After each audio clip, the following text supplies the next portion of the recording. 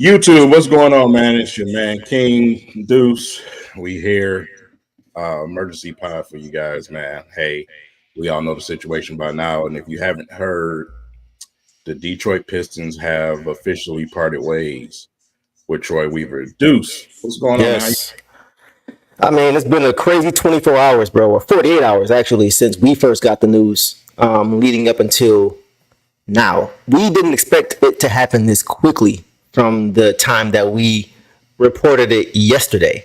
But it kind of just worked out that way. I expected it to be a couple days, actually, from yesterday to where it became a national conversation. But here we are. It actually worked out better this way because now everybody can see that we weren't capping with our sources. We come correct with everything that we say. We're not going to say anything unless we know, know for sure that it's pretty much 100% fact.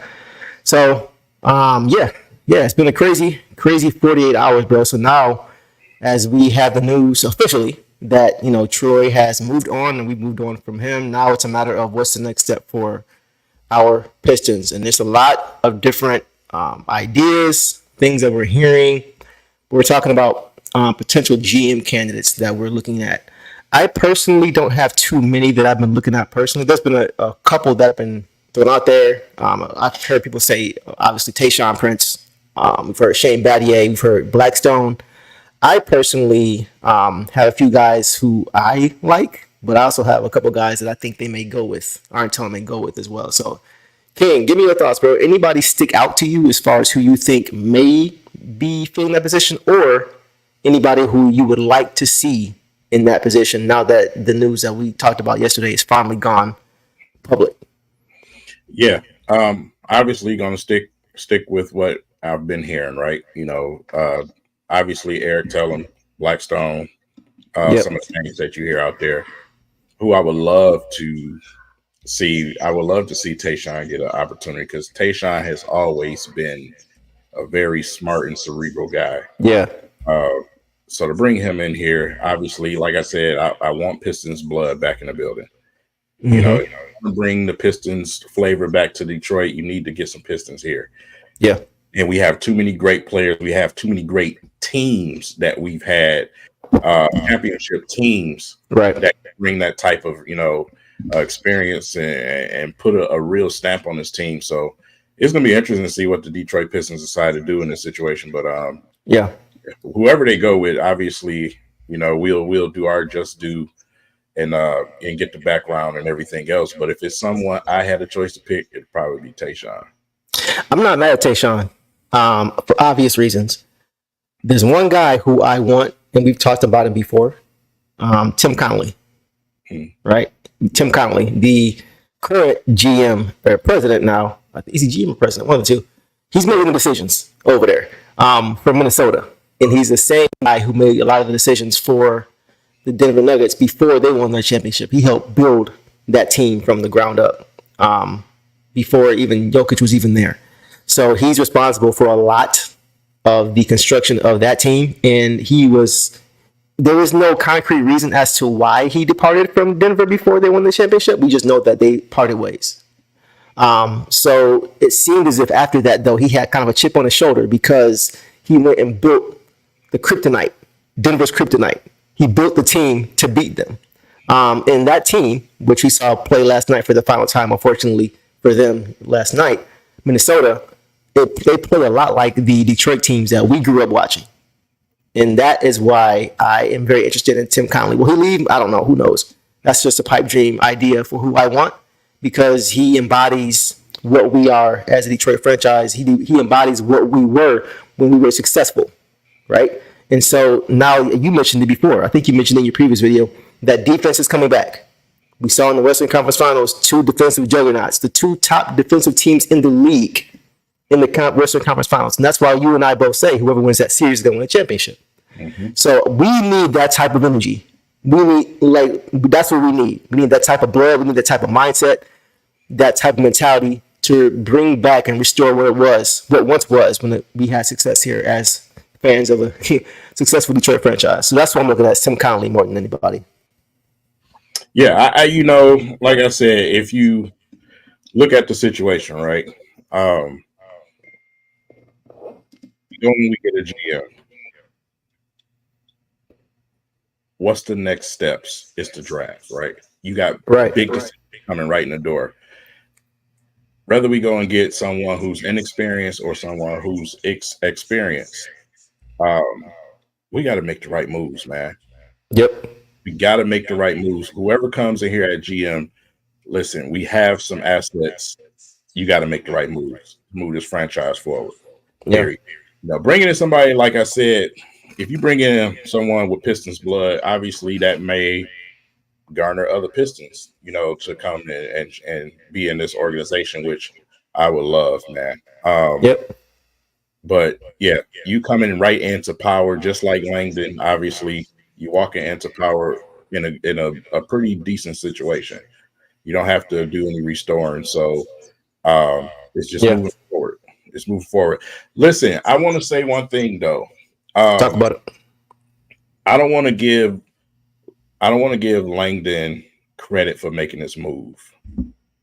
I want to say it was a mutual respect, and they both parted ways. That's why the title says part ways. Um, this is not them firing Troy Weaver. They offered him to stay. Right. So this Right. was a mutual thing for them to part ways. So Yeah. if you had any question, and any question still there about if Troy Weaver had, soul and true power to do his job, the answer is just flat out no. Since Right. the deed is done, we can just say that it's flat out no. Yep. So, and that's probably why you see Troy Weaver say no. I'm not taking anything lesser. Let's just part ways. Yeah. And Yeah. I gotta respect that. I gotta respect that. Yeah. Yeah. I mean, it sounds like they, at least on his way out, tried to handle it as professional as possible, even though they, couldn't come to an agreement. It's good to hear because a lot of times you hear these things end badly, and there's a lot of bad blood when there's dismissal or whatever you want to call it, whenever they part ways like this. So at least for everybody's sake, this shows that they at least tried to handle it, in a way that was forthcoming, honest, and upfront. So I do think that's a good start. We don't have much to go off of as far as this new regime, but I think that's a good first step as far as hearing that it was at least mutual decision that they both came to. Yeah. Yeah. Man, this is going to be interesting summer. It's so Yep. much to do. It's so much to get done. But I want to say something. This is the first year when you look at this draft situation, right? We've already said on our channel, uh, you'll be almost a fool to keep that fifth pick as the Pistons. Yeah. Almost, because like I said, what is a player at 5 going to do for this team right now? Right. Right. When you look at the way the roster is built currently, you look at what we need to add to this roster. I just haven't had a player I can put my finger on in this draft and say, if we just for some reason kept this pick, I want one guy. This is just not the draft. It's just not. It's a weak draft. It's a weak draft. Like we mentioned before, we still have guys on this roster, young guys from the past 2 previous years who we got with the number 5 pick, and they're still finding their way. And those were deeper drafts. So it doesn't make much sense to me with this draft. There isn't a consensus board.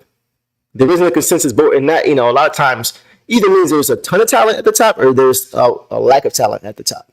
And from what we've seen, all indications point to it being more so a lack of talent relatively to previous years. So if we had, obviously you can't, it's not cookie cutter every single year, but based off of the data and based off of the guys we've drafted with the same exact pick 2 years prior in deeper drafts, it doesn't make sense to me with where we are and where we're trying to go as far as being able to move forward with the youth movement we already have and start bringing in veterans. It just doesn't fit and match to me. So I think that pick is better spent packaging it with something else or someone else asset-wise to be able to go get a veteran.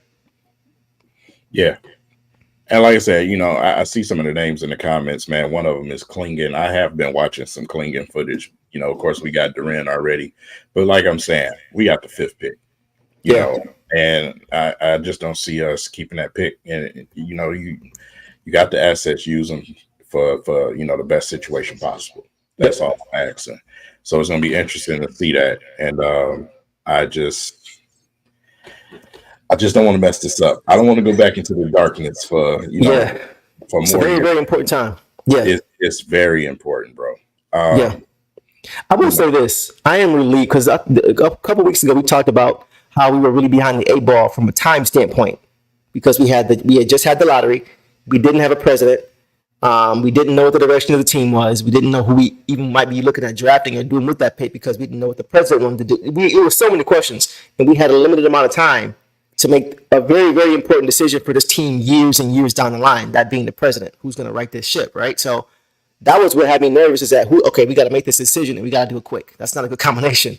So the fact that we now have somebody that, seems to have a level of respect around the league, even though he's young and inexperienced to a point, just on his face, I'm happy that step is now checked off. That box is now checked off because now we don't have to worry about things as far as we're behind the eight ball, we're in a time crunch and things like that. We can just move forward now with this front office when he has a GM, whenever he finally hires a GM. And then we'll know more about what we're doing as far as going forward because it doesn't feel good from a fan standpoint. Even though we kind of somewhat plugged in, it still doesn't feel good in the dark as much as we are as a fan base, when things are kind of going awry and there's no answers for anything. So this is kind of good to see that we're kind of getting some movement and the ball's rolling. Yeah, and man, listen, I see a couple of comments also about trading back and everything else. Listen, who wants to trade up in this draft? Honestly, who are you trading up to get in this draft? Right. That's the question. You know what I'm saying? I don't think it's a sexy guy at 5 you're trying to trade up to get. I don't. Yeah. Most of these guys that I see from a basketball standpoint are just guys that you would bring in that's going to contribute to a team. You know what I'm saying? They're not game changers whatsoever. Mm-hmm. These are pieces. You know what I'm saying? So that in itself right there to me is like who's gonna move up and take that 5th pick? You know what I'm saying? I think you package it and you go out and get somebody. Who that may be, I don't know. Right. Right. Right. Free agency is not the year for free agency either. So your best bet is to try to make a trade. Yeah. Yeah, exactly. Yeah, Elton, this is interesting too. Yeah. I was a little disappointed too. That it happened on a Friday without a presser because it kind of just buys them more time while also giving us something. This just gives them more time in the meantime, in between time, to kind of get their ducks in a row. But that's why I expect the press conference to come sometime next week. Yeah, because they did it on a Friday when they have 2 days in between to kind of get things together while also throwing us a bone, letting us know something, right? So next week I expect to see a presser, and that's kind of what leads me to the next thing we were talking about. When is this press conference? And I'm with y'all, man. I'm like, we talked about it. One of the most important things I want to see differently from this regime is more communication.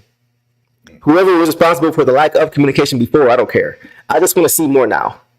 I want them to be more engaged with the fan base, just so we at least have a reason to have confidence in what's going on. We have a reason to buy tickets. We have a reason to want to come to the games because we at least understand what the team is trying to do, right? So that presser is going to tell me a lot, bro. I mean, the delay in the news, apparently, was there to make sure that Trajan gets up to speed, right? And so that's why I'm looking for that announcement next week. So we'll see. Yeah, we'll definitely see, man. So now the head coaching situation. Okay. Is it looking like to you that Monty Williams is definitely staying? I won't say definitely. I definitely won't say definitely. Just because I think he is safer now. I think if anything, he has more time. He may have bought himself more time. Maybe he didn't buy himself more time, but he may have been bought more time by the Troy firing and him not being attached to that. Right? I think that at least signifies that he's here for now. Whether that means up until training camp, whether that means until they get the new GM who may want a different coach, whether that means Tom Gore's having a change of heart and not being willing to eat that 78 or 70, whatever, 60 million left, we don't know, right? I do think that if I had to make a gut check this choice, I would probably say he's here come game 1 of the regular season. Yeah, I feel like with a new GM coming in, I don't know if the first decision they will want to make, obviously with letting Troy go, will be to eat that contract when you haven't spent any time with him yet. Right. You know what I mean? That's a lot of money to let go, and I'm sure that's conversations that Trajan is having with Tom Gores. Are you okay with this? How do you really feel about this? This is a lot of money to just eat. Would you be okay if I were to make that decision if I'm confident he's not the guy? These are conversations that I'm sure are being had right now between Trajan, whoever his GM is going to be, and Tom Gores, right? Those things got to get hashed out. But for now, I would say if I had to make a decision, I would probably say that Monty is here just because of how big that contract is and just because that was year one. I think those are the two things that are really keeping him here. It's not like it's 2, 3 years, 4 years in. He's had time to build in, the culture. He's had time to get his guys in, and we're still not producing at all. I think one season in $60 million, those two things I think are why he may be able to stick around, maybe past at least to the end of the season. Yeah, what are your thoughts? I totally agree with that. And the way that I was looking at it earlier, I was thinking to myself, we bring a GM in here. What if that GM doesn't want Monty Williams? What if the GM wants to come in here and bring his own coach? You know what I'm saying? Right. There's a lot of good candidates out there for coaching that would be perfect for this team. What if they walk in the door and say, hey, man, I don't think I want to, move forward with Monty Williams? That's my question. Do the franchise say, listen, if you want this job, you got to take Monty Williams? Or are they willing to say, it's only been 1 year, but listen, we're trying to wipe this slate clean. Let's move. You know what I'm saying? So that's what I'm waiting to see what the Pistons, decide to do as far as the front office. Because some GMs, they prefer what they prefer walking in the door. So it's going to be something to watch. Man, we got to kind of mention last night. Last night, man, so got eliminated and embarrassed. Good Lord. So, does anybody remember what I said yesterday about one Derek Lively? Yeah, I said yesterday, if he plays, they win. If he doesn't, you could see the offense return to rest. You could see there was order again in their offense. It was restored to order. It was fluid, right? They looked like everybody was in their roles. The ball was moving, the ball was hopping. You had player movement. Luke was doing his thing in the pick and roll. Kyrie was getting, his opportunities. It just looked fluid. And like I said yesterday, Dallas don't want to play around with Minnesota. Luka came into that game yesterday not playing around with Minnesota, bro. 20 points in the first quarter. I knew the game was over at that point. When he was coming down, just pulling from the logo back to back threes, walking away as the ball goes in, not even reacting.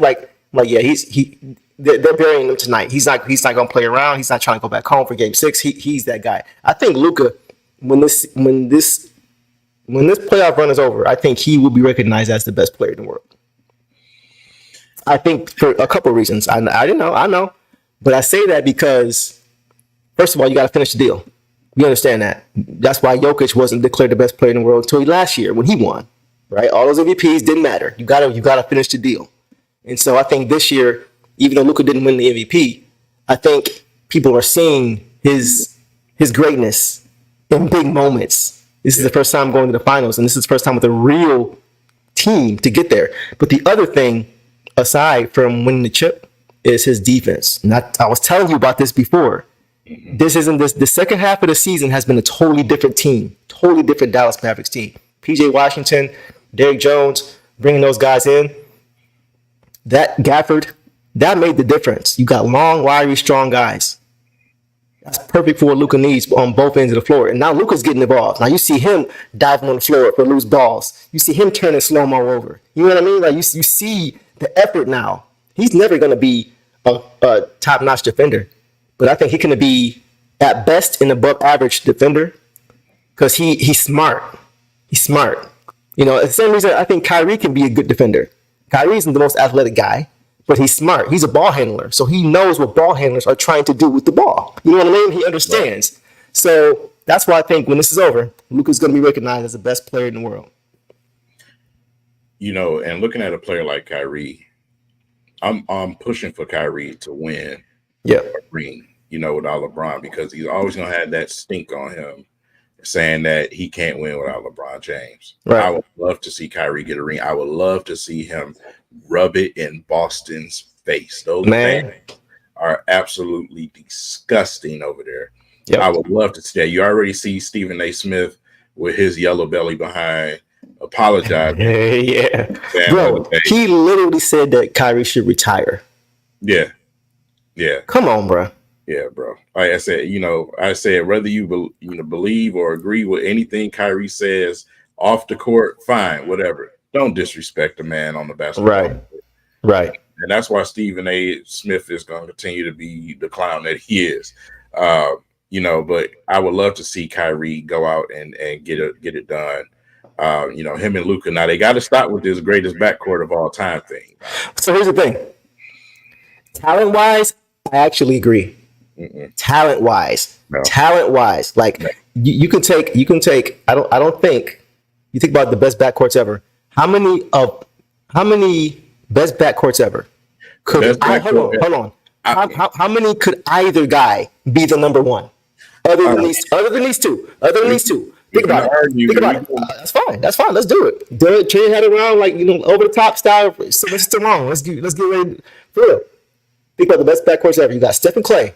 You got Isaiah and Joe D. Right? You have Michael and Scottie Pippen. You will never. Hold on. Slow down. Scottie's he's a front court player. He's a forward. He don't count. They don't count. Well, what I'm saying is when Michael Jordan was controlling the basketball, Scottie was the guy next to him. Yeah. Like 1-2 punch, I'm with you. But backcourt is a little bit different. That's a little bit different because Luka plays the 1, Kyrie 2, Jody plays the 2, Isaiah the 1, Clay plays the 2, Steph the 1. So they're just saying over Jody and Isaiah. No, I have from a talent standpoint. There's no way you can't, bro. Think about it. Look. Who's more talented? 3-point percentage. Who's more talented? Who's more talented? Jody or Kyrie Irving, bro? What do you mean? Who's the more talented basketball player? Joe Dumars. Both sides of the basketball. Great. Chat? Help me out. Are you telling me that? Think about it. Nobody is saying Joe. Hold on. Kyrie ain't averaging 30 in these finals. No, he don't have to. He don't have to. He now talent wise is dribbling the basketball and all that. That's cute. I don't just mean that. Playing the game. I'm still going with Isaiah and Joe D. No, you said Joe D instead of Kyrie. That's what I'm talking about. No, bro. He does amazing moves. It's beautiful. But like I said, he ain't averaging 30 in these playoffs. I don't want him to average 30. That's the point. Like what I'm saying, yeah, the moves look cute on film and on camera. Okay. But at the same time, it's still 2 points. Still 2 points. Kyrie Irving is better than Joe Dumars, bro. Stop it, man. Think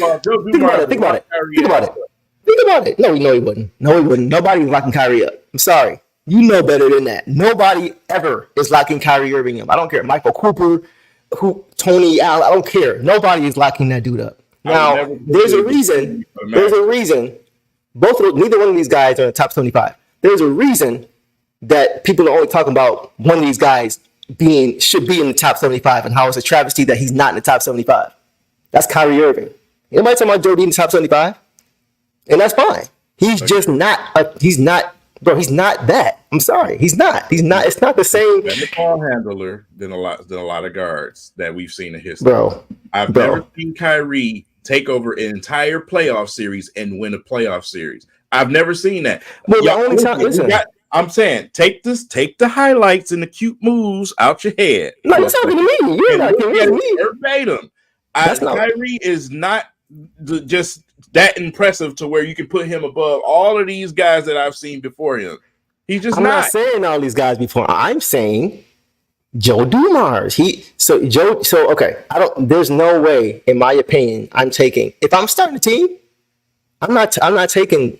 This is me. I love my Pistons. You can't compare because Kyrie, number one, is really a point guard, and number two, they're two different type of players. No, Kyrie's a shooting guard. He's a point guard, bro. Who plays point guard for Dallas? Well, he plays point guard. He's a shooting guard. He plays shooting guard, but he's a point guard.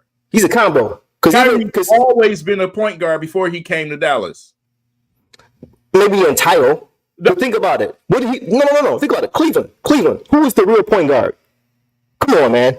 What do you mean? LeBron was the real point guard. Man, Kyrie at the end of the game was handling that basketball At the end of the game, shots and no. making At passes. the end of the game, he was. Yeah, But still, the he's first, still a point guard of the team. That's just like I was saying with Pippen. Just because Pippen is a small forward, he played the two a lot. He checked two guards a lot. He checked two guards. He played the two. He was the second man off. No, he wasn't. It was B.J. Armstrong at the one. Michael Jordan at the. Oh, no. I remember vividly watching those games. It was Scotty. No, it was B.J. Armstrong. That was their point guard in the first run. In the second run, it was Ron Harper.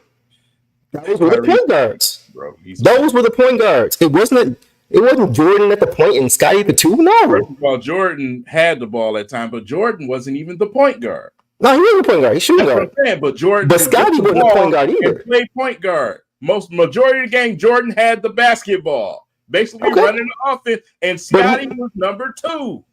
He was the number two option, yeah, but he wasn't the shooting guard, bro. Is what I'm saying.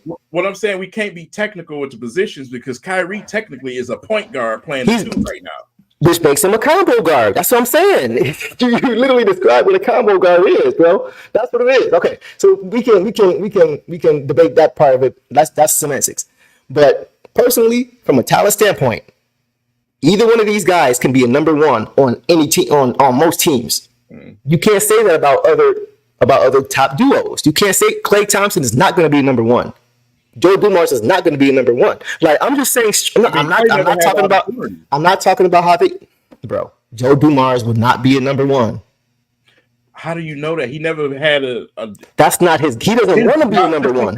That's not his. First of all, that's not his game. But he never was asked to do that. So that's kind of unfair. That's an unfair argument. Because you got a point guard that you're talking about. Joe Dumars is not even a point guard. Right. So that's so, like I said, that's kind of unfair. That's like trying to compare. Listen, that's like trying to compare LeBron and Jordan positionally. That's not fair. What do you mean? They play two different positions, bro.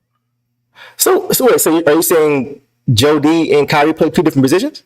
Because I feel they're both combo guards. They both can play the one or the two. What did Isaiah and Joe D do back in the day? They used to alternate back and forth. Okay, I got it for a few possessions. Okay, Joe D, it's your turn. Play 1 through 3. A lot of them guys can play 1 to 3. That don't mean I'm gonna call them a combo guard because they can play 1 to 3. What do they play the most? That's fine, but we talking about these guys. What does Kyrie? Kyrie don't play the 3. Kyrie plays the 1 or the 2. Joe D plays the 1 or the 2. That's it. That's what makes them a combo guard. That's what I'm saying. So since that's their position, like that's why I'm just saying strictly. I'm not talking about fit. I still think fit wise, the other two are better than these two. Like Klay and Steph and Joe D and I said they're better fits to me. I'm just talking, and they may have better chemistry. I'm just talking about the talent, bro. Just the raw ability. That's all I'm saying. Luka, in my opinion, will be he's on track to be a top 10 player of all time, in my opinion. If he keeps this up, he's got to keep it up. But he has that possibility. I'm telling you what I know. I'm telling you. Y'all got to get up. Man. I'm not stuck in the moment. Listen, I'm not even saying he's going to get there. I'm saying he's on track the same way Ant-Man is on track, the same way Jokic is on track. These guys aren't all going to get there, but they're on track. That's all I'm saying. He has that ability. Kyrie, we know what he's done. We've known he's done since Duke. He went number 1 for a reason. You know what I'm saying? Like, so I'm just saying strictly from talent. Klay Thompson is not more talented than either of these guys. No way.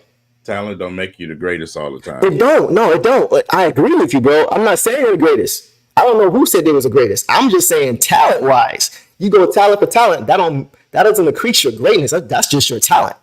You know what I'm saying? And their talent, it ain't nobody who is more talented. When you dump their talent into a pot, there isn't another backcourt that's gonna have more of that. They just have the most talent. I beg to differ. So you think Joe D is more talented than Kyrie Irving? I'm way off of Joe D. There's plenty of other guards. First, which one of them is more talented than T-Mac?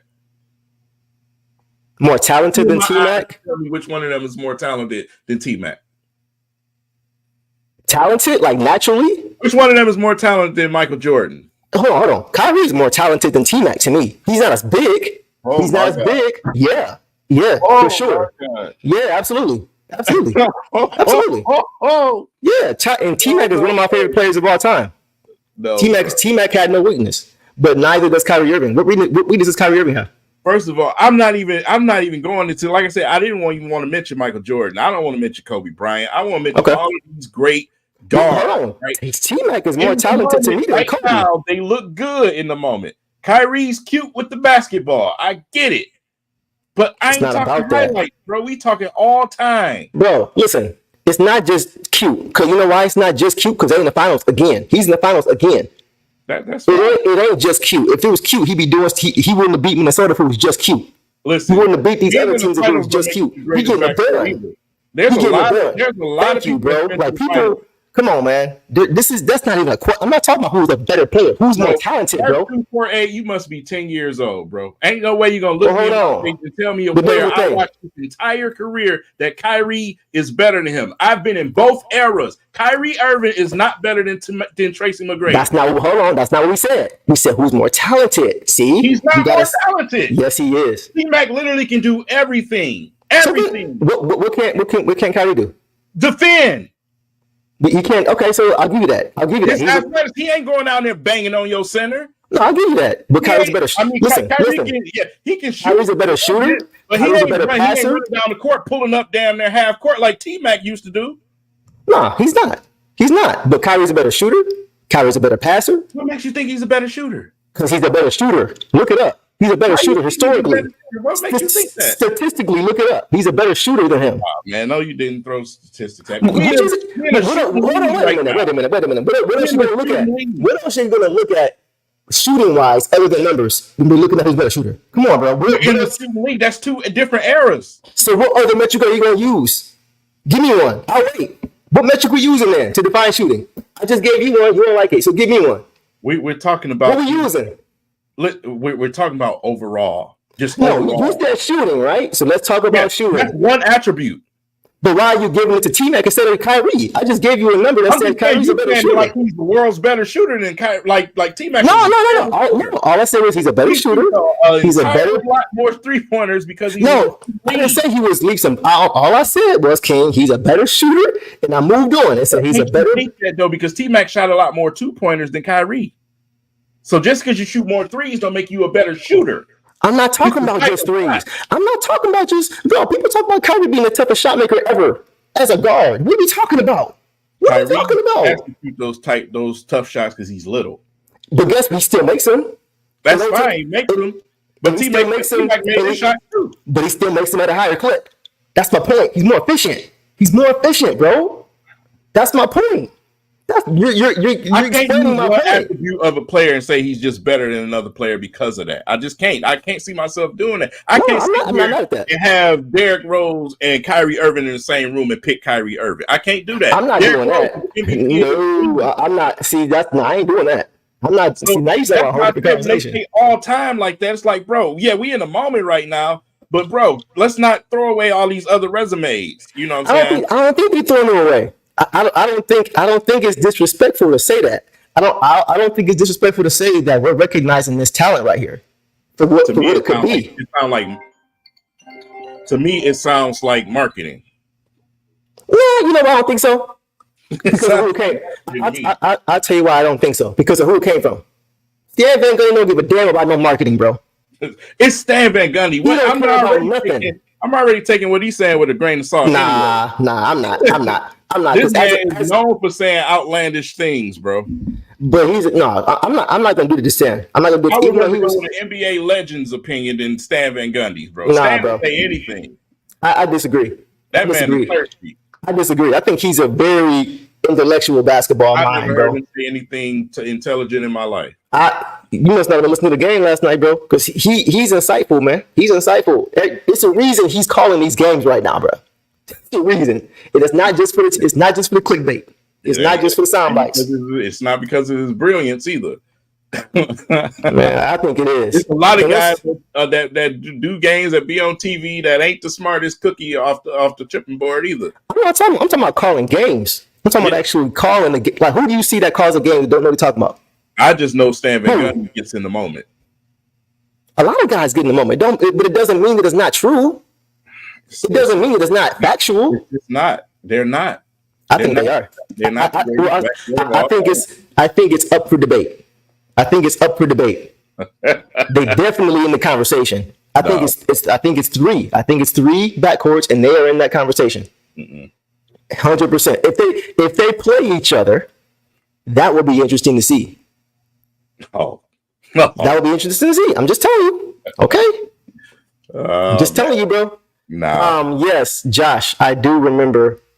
Somebody said, "Do I remember seeing what T-Mac did? The 13 points in 35 seconds." Absolutely. I watched that live, Marvin. I watched this live, bro. Absolutely. Like, me and King are the same age, y'all. I'll be 38 years old this year. I've been around the block a few times. I've seen. But see, your judgment is questionable because you got 38 and you still think LeBron James is the best basketball player of all time. Yeah, absolutely. Absolutely. And that's just because all the baby boomers are stuck in the past and they want to let go of the new future. There's a lot of people that's our age. I'm not saying you. We're all the same as LeBron's. All of us the same age. Yeah. He's literally truly our era. And I'm telling you, Michael Jordan is better than LeBron. And I'm telling you he's not. And when people just toss Kobe off to the side, I look at him crazy too. I do too. I do too. Like, bro, Kobe did win without Shaq twice. Absolutely. He actually won. Kobe and LeBron are the only two guys who I think like have the ability to win series are not supposed to. You know what I'm saying? Like, Kobe wasn't supposed to beat the Celtics that year. Either time. Both of those times, the Celtics had better, deeper teams, to be honest. But he willed into a victory. Like, that Game 7, Boston, LA was similar to the Game 7 of, when you think about like the Spurs and the Heat in 2013. Just that dogfight Game 7. Neither team was really playing that well, but Kobe shot 6 for 24, but had 15 rebounds. Found a way to win. You know what I'm saying? LeBron James did it. He had triple-double in Game 7. Something crazy. Found a way to win. Huge. So those two guys, and that's why I respect the two of them. That's why I think Kobe should get more love. Because he does things that he wins games that he's not supposed to win.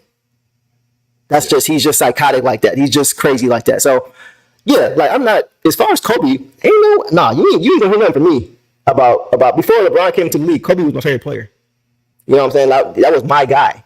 Here's the crazy part, though. For a lifelong time. Wait a minute. Okay, hold on. Pause that real quick. Go ahead. This has to be a joke. It is. Okay. Just checking.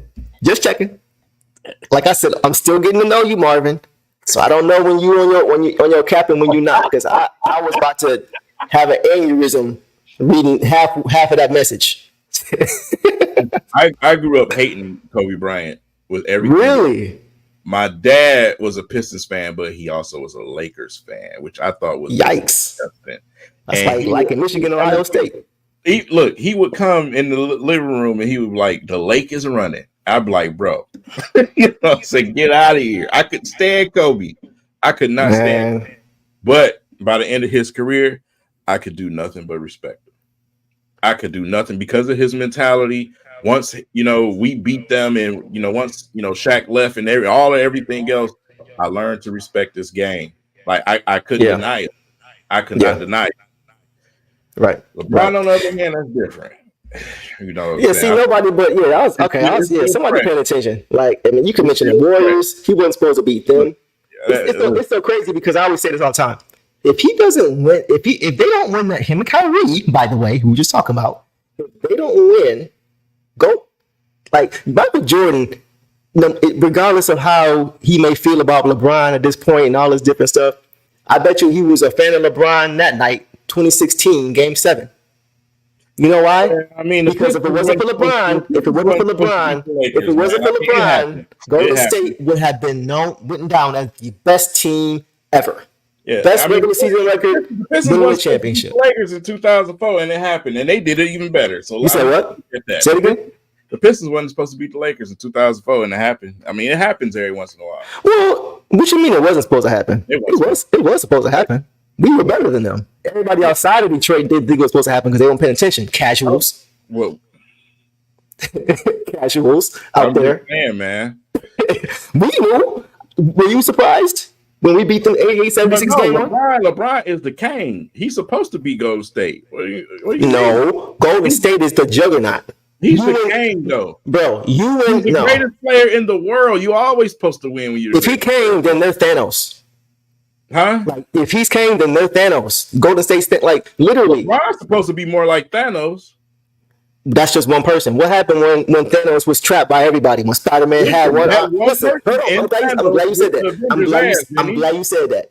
When they had Thanos like this, when Strange had one arm, Spider-Man had the other arm.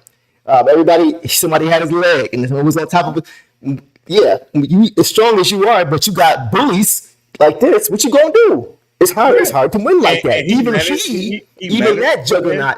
He managed to win and cheat by snatching his fingers. No. He managed to win. Oh, yeah, that's what we're doing. Because Draymond wasn't playing. So that's Draymond's fault. That's Draymond's fault. Nah, that's not checkers. Just not checkers. No, that's Draymond's fault. He got baited and fell for the bait like a dummy. He fell right for the bait that LeBron laid him like a dummy. That's why. If LeBron step over him, he ain't gotta do nothing. Talk to the ref. Tell him, bro, he trying to get he playing. No, that's your fault. You already won a championship. You done been before. You won a championship. I don't have no excuses about you getting ejected because you did that. You should know what to do in those moments. When you blew it. Ron in Miami, I don't acknowledge that. I acknowledge him against Cleveland. You know what I'm saying? Even though why don't you acknowledge him in Miami? Because, bro, come on, bro. The super wait a minute, bro. Okay, you don't acknowledge Miami. You don't acknowledge the bubble. Like, what do you acknowledge? The bubble is high school league. What do you acknowledge? I'm just asking. What do you acknowledge? Why not Miami? Why not Miami? I mean, yeah, he got the rings. I acknowledge the rings. Okay. That team is like, come on, bro. Like, look what y'all did. Like, what? You know what I'm saying? The team they put together was ridiculous. Okay, let me ask you a question. After their big three, who was their best three players? What do you mean? After their big three, who were their best three players? Everybody was already gone before the big three separated.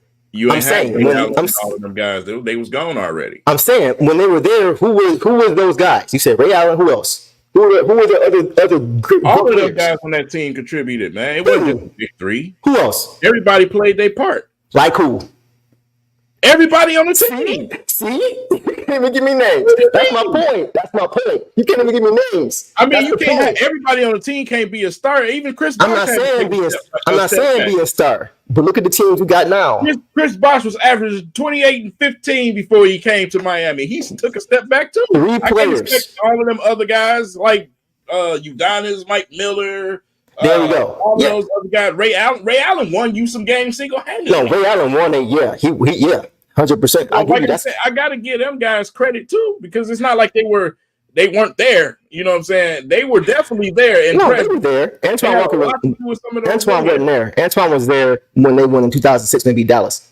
He was gone by then, but GP was there. Yes, GP was also gone. He was also there in 2006 when they beat Dallas. Udonis Haslem was there. Yes. Mike Miller was there. Yes, for the first one. Shane Battier was there. So they had decent role players, but it wasn't like they were Boston where they were like just 12 deep of great. You know what I'm saying? It wasn't like that. That's all I'm trying to say. Everybody was trying to say like they had a huge big three and a bunch of fringe all-stars. No, they were top heavy. That's why their cap was so terrible. They had huge cap, a huge contract, vet minimum. It was a bunch of vet minimums after that. So it wasn't like they just had a huge, deep, crazy team. I'm just saying, you still had LeBron, D-Wade, and Chris Bosh, bro, who were all still at the peak of their games, bro. Then Ray Allen was definitely still Ray Allen. He was on the downside by that point. As shooting, he was still himself. Yes, but not for the same amount of time. He would do it in spots because he was getting older. Like he wasn't Milwaukee, Seattle, even Boston Ray Allen. This is Miami Ray Allen at the end. He was still good, like you said, but in spots. He wasn't giving you 30 minutes a night. He was giving you 20 maybe. You know what I'm saying? So even with him, you got him, but it was just a smaller sample size of him. So even, you see what I'm saying? So it wasn't, that's all I'm saying. I know you get it, but I'm just saying, it wasn't like they, thank you, Marvin. So we're really going to mention, look at this. Really? That was our center. This is our center. Joel Embiid was our center. He played for Detroit and was terrible. The Chicago Bills at one point had fucking Bill Cartwright, bro. Yeah, sure. But Bill Cartwright is better than Joel Anthony. Huh? Bill Cartwright is better than Joel Anthony. Man. Yes, he is. Don't do that. Don't you do that. Both of those dudes are irrelevant to me. So they're both irrelevant to me. I'm just saying, other teams have bums too, bro. Every team has bums. Every team has bums. 100%. But at that time, those three getting together was diabolical at that time. It was. But it was never seen before in that era. Right. But that just shows you can't just put talent together and think it's gonna work. Yeah, because right. You see what I'm saying? Because the first year, right, Dallas taught him a lesson. Straight up. Dallas taught him a lesson about team basketball. And they knew who they were. You know what I'm saying? But you gotta give Miami credit. Yes, they had that big three. It was unprecedented. I don't even think Boston's big three was as talented as this one. Because they were more so in the downside of their career. More at the end of the right? road. Yeah, okay, yeah. At their peak. Then the peak, right. So you're right. So all three of those guys were peak players. D-Wade was about to drop, but he was still there when right. He got a couple, and then I think in 2014 when they got beat by the Spurs, his knee, he was like averaging like 15, 16 points. It was just like yuck. But that first couple years, you're right. They were a great team. But look at who they had to go against, man. I'm not talking about the East, because you're right. The East wasn't as tough until later for them. Like you got your Bostons, you had your Detroits and stuff like that. But I'm talking about out West. The teams he had to play once he got on the biggest stage. When you get to the biggest stage, that's when people remember your record. They do not remember the Eastern Conference first round. They don't remember the semifinals. They don't remember the conference. They don't remember anything that happens within your conference. All they remember is what happens when you get to the final. And that's why it benefits Jordan and hurts LeBron. It is what it is. But that's why it benefits Jordan and hurts LeBron. So with that, you got to give Bron credit for who he played, though, when he got there. Because Jordan never played at San Antonio. Jordan never played at Golden State. And that's not taking nothing away from Jordan. He's 6-0 for a reason. I ain't doing that. But I am saying LeBron, I'm not taking away from Jordan's wins. I'm just looking at LeBron's losses. I'm saying, listen. Sheesh, that's I like the way you just tried to brainwash the listeners. I know, saying that no one cares about what it takes to get there. In this era, in the 90s of Jordan, this great era, it meant everything who you played to get there, because he had to go through hell just to get there. It's not. I agree. That's what I'm saying. It's the total opposite. LeBron had to go through nobody to get there. Jordan had to go through everybody to get there. That's what I'm saying. You have to beat 3 good fucking teams just to even get to the finals. So the work right there in itself, shit, you could have been gassed in the finals, but no, you still took care of business. No, you were gassed because whoever he was playing in the finals was weak. Listen, LeBron had to go through motherfucking Lowry and goddamn DeMar DeRozan to get to the finals. You know what I'm saying? And it's like, let's be fair. He also had to beat Boston, that same Boston team we were talking about. They was kids. No. I'm talking about the original Boston. You talking about the old Boston? So they too young and they too old. Come on, bro. Come on, man. You're not going to catch everybody. John Stockton was old when Jordan beat them. John Stockton was old when Jordan beat them. You can do that with anybody. You can do that with everybody. Like, it's not going to be prime player versus prime player. It was short-lived. That's why there was a flash in the pan already. That Boston was literally a blip. But when they were there, they were peak. That's what matters. When LeBron played them, they were still peak. On the last ride, damn near. They just won in 2008. I'm just saying, bro. It was only a couple years later. They won in 2008. LeBron played them after that in 2010. 2011. It wasn't a long time later. It was still them same guys. And he also had to beat Detroit. He had to beat us. Remember that? 29 straight points, 25 straight. We was at the end of the rope, too. We were, but you still got to beat them. The Pistons were at the end of the rope when Jordan beat them. The Celtics were at the end of the rope when the Pistons beat them. That's how it goes. That's how it goes. Don't take away because that's how it goes. That's how it goes for everybody. You got to dethrone the king. Sometimes the end of the rope teams will beat the team that's in their prime, like Dallas and the Spurs kicked their asses in Miami. Both of those teams were definitely at the end of the rope, and they still managed to whoop their ass. Because when they were peak, they were great. They weren't great long, but when they were good. That's what I'm saying. It don't matter how long you are. When you go up against this team, what are they? That's what matters. I don't care if you're good for 1 year. If you're great that year, you're great. If I got to play you, I got to play you. Ain't no way. just from talent alone, Miami should have won. They just got outsmarted out there. No, they did. They got out the same way Anthony Edwards got outsmarted by Dallas. Yeah. It's the same. We talked about that. J. Kidd is doing the same things to Anthony Edwards it's the same thing. That's why I give him credit. Bro, stop it. They beat them in 5 games. He was the anti-drug for LeBron. No. When D Rose won, stop it. When D Rose won the MVP, D Rose never beat LeBron in the playoffs ever. Stop it. He never beat him in the playoffs ever. When D Rose won the MVP, guess how many games they won that series? Listen. Hold on. D Rose never beat LeBron in the playoffs. No. D Rose never went and fucking assembled the Super Friends either. So? Because LeBron couldn't get past people, and he ran his ass to Miami. So Wait a minute. So you can't say that about D Rose. LeBron ran his ass to Miami. But why did he? Run nowhere. Why didn't he? Let's look at roster construction, shall we? Nah, yes, bro. Listen, compare Chicago Bulls team you're talking about to any Cleveland Cavaliers team LeBron had the first time. Any of them, I will rate. Bro. Who's better? Who is the better supporting cast? You got Joakim Noah, you got Laurel Ding, you got Kirk Heinrich, you got Jimmy Butler. Who LeBron got over there? Drew Gooden? Julius Augustus? Mo Pete? Bobby Gibson? Stop it. If LeBron played on that Chicago Bulls team, listen, if LeBron played on that Chicago Bulls team, there's no way he's ever leaving. You put D Rose on Cleveland, they are a bottom team every single year. Bro, why couldn't you bring talent to your team? It's Cleveland. You want to go to Cleveland? You know what it's LeBron James. It don't matter. It's still got to be somewhere that you want to go to, bro. And think about this. Why would I want to go here when I know his owner don't even care about the team? You want to go play for Dan Gilbert? You want to play for Dan Gilbert?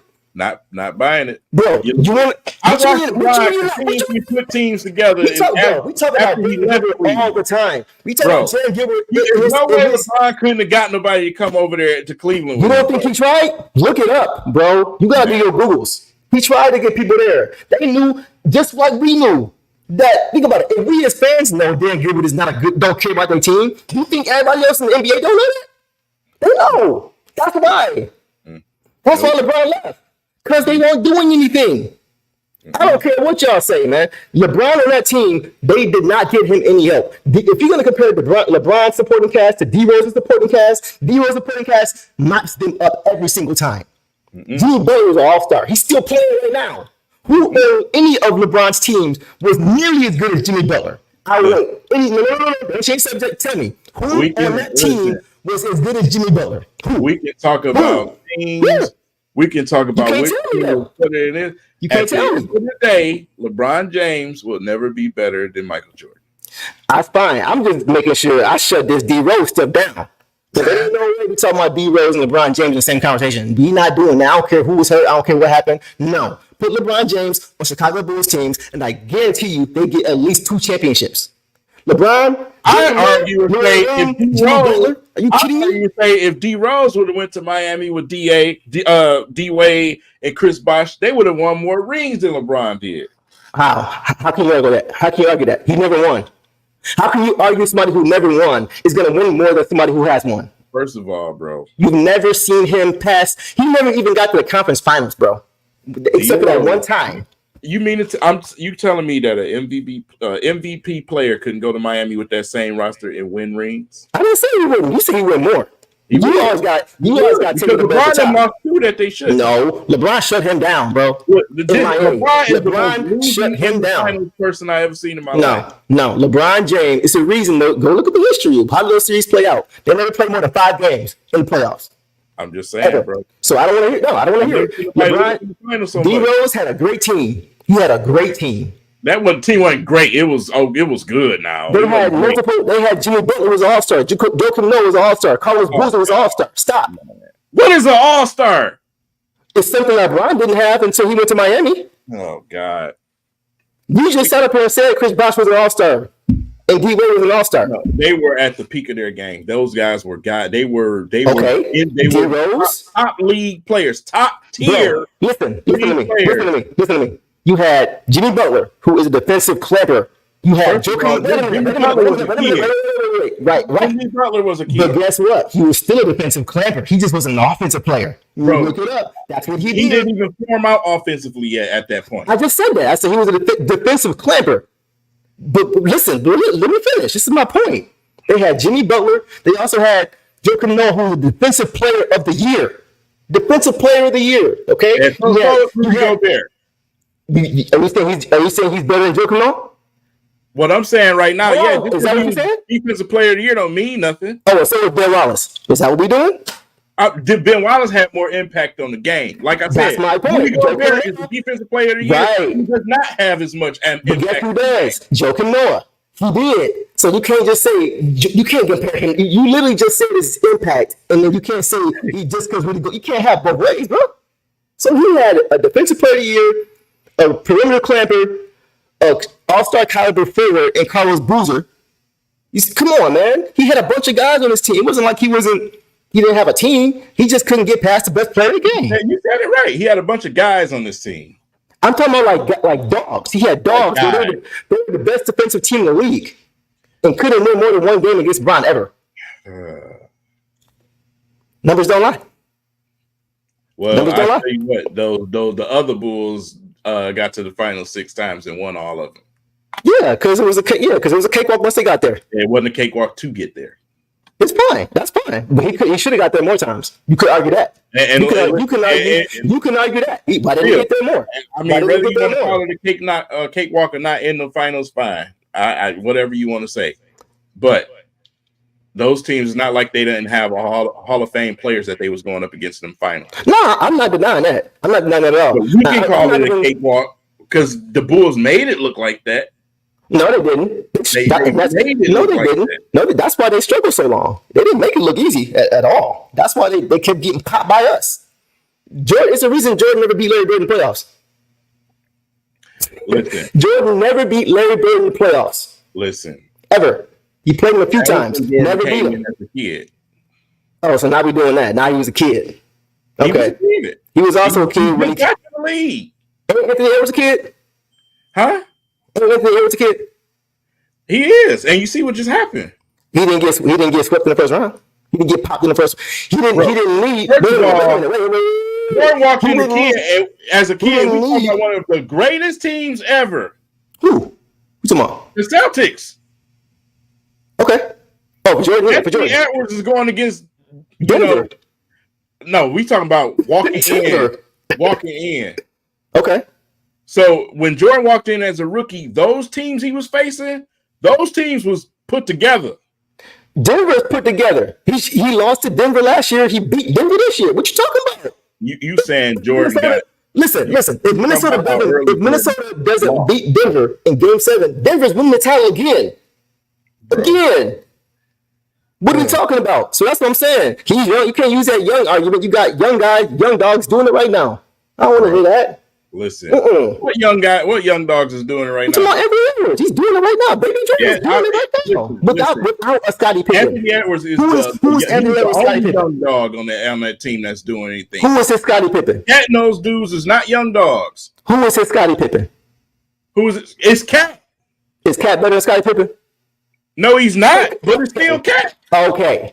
But when Cat played well, they won. When he didn't play well, but that's the difference. You didn't have that problem with Scottie Pippen. That's why he's not better than him. That's my point. You forgot when the Bulls were going with the Pistons. I'm not talking about that one game when he had the migraine. I'm not talking about that. I'm talking about yes, it was. They used to sign Scottie Pippen. Man, what are you talking about? That was a whole season of them doing that to him. No, he didn't miss time. Like it wasn't. And think about it. At the time, he was guarding the best player. That's what they needed him to do because Jordan was getting tired. It's a reason Jordan never won, but he didn't even win a playoff game before Michael Jordan never won a playoff game until Scottie Pippen got there. Not series. He needed a game. Any and every statistical stat that actually fucking matters when it comes to the playoffs. Matters to you. With conference play, Jordan is better than LeBron. No, he's not. LeBron once again, not even averaging more points than Jordan. Listen. Huh? He's not averaging. Still, currently today, he still does not average more points than Jordan did in the playoffs. What other stat can you use? In a different era. What other stat can you use? What other things did he not average more than him? Rebounds? Nope. You're gonna make steals? Nope. Rebounds? Nope. Blocks? Nope. Assists? Nope. Here we go. Nope. Give me a Look second. it up. Give me a second. Look it up. So this is what I'm saying. Michael Powell. Yes. This is my point. See, why do we always look at Jordan's competition, but we don't look at LeBron's competition? You're right. They had to beat those Celtics teams, right? Those 5 Hall of Famers, the same way you say about Jordan playing the Pistons, were older. Albert Parrish was old. Points per game, LeBron James 5th, Michael Jordan 1st. Playoff points. No, I want the numbers. Michael Jordan 1st, LeBron's 6th. Scoring title, 6th, LeBron. I mentioned the scoring. Jordan, 1st. Finals MVP, Michael Jordan 1st, LeBron 2nd. All defensive teams, Michael Jordan 1st, LeBron 5th. Okay. Player efficiency rating in the playoffs, Michael Jordan 1st, LeBron 3rd. You lucky his head in the way. I can keep going all the way down the list. Keep going. Michael Jordan with that bias stat. In every statistical any stats that matter. So wait a minute. Rebounds don't matter? Only wait a minute. Hold on. Wait a minute. Do rebounds matter? Do steals matter? Do assists matter? Do blocks matter? You don't mention PER and you're not mentioning rebounds, steals. He didn't average more steals than Jordan either.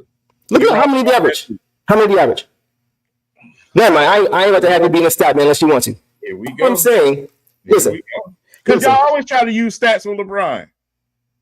When did I use stats with LeBron? And y'all get so desperate, y'all try to use stats. Y'all try to use longevity. He played for this many years. Kobe played 20 years. No, Kobe didn't play top notch 20 years. What were Kobe's stats last season? Huh?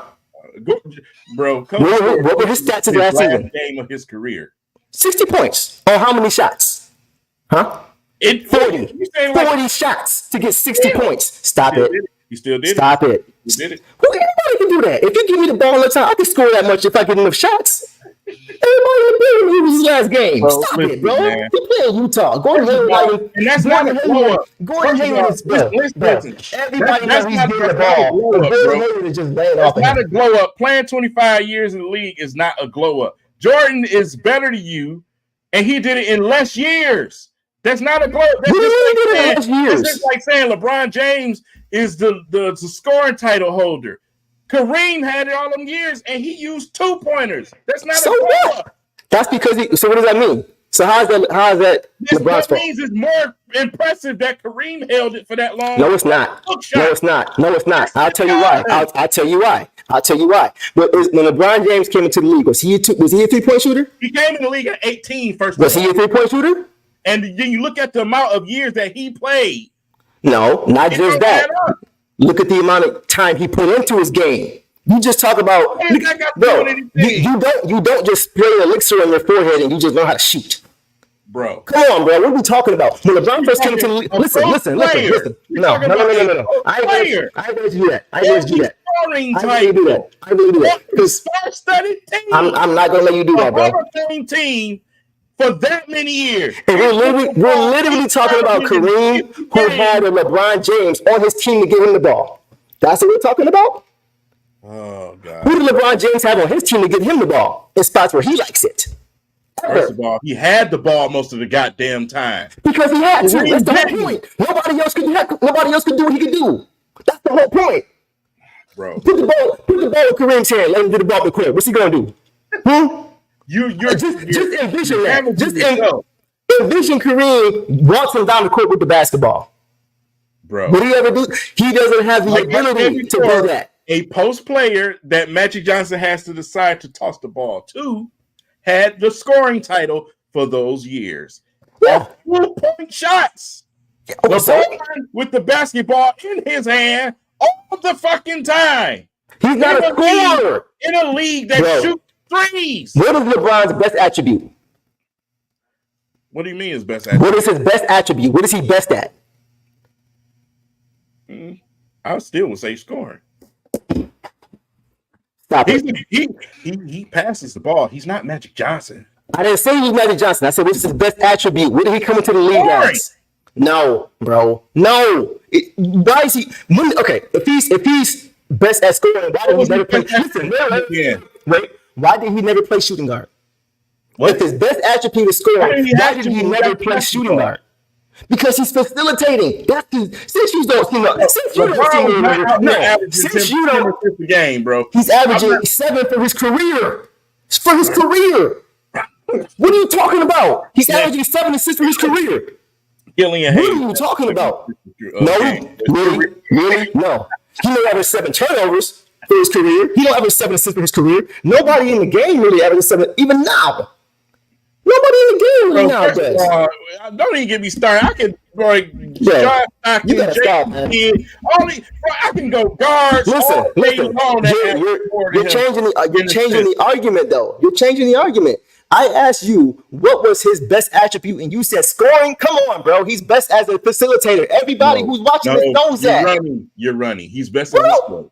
No, he's not. No, see, here's the thing. No, you don't want to admit that his best attribute is passing the ball because he's the all-time greatest scorer. I'll tell you what. That's why you don't want to admit it. He shouldn't have passed the ball, but his best attribute is scoring. When LeBron came in as a rookie, he could pass the ball. He always could since he was in middle school. That's what he's best at. I'm talking about my high school play. His high school. That's what he's best at. I get it. You know what I'm saying? That's what he's best at. Best attribute. He does it. No, you're crazy. Best attribute. We talking about somebody who giving you 35, 40 points in games. Because he learned how to do that. Look at his stats when he first came into the league. Look at his efficiency. No, it wasn't.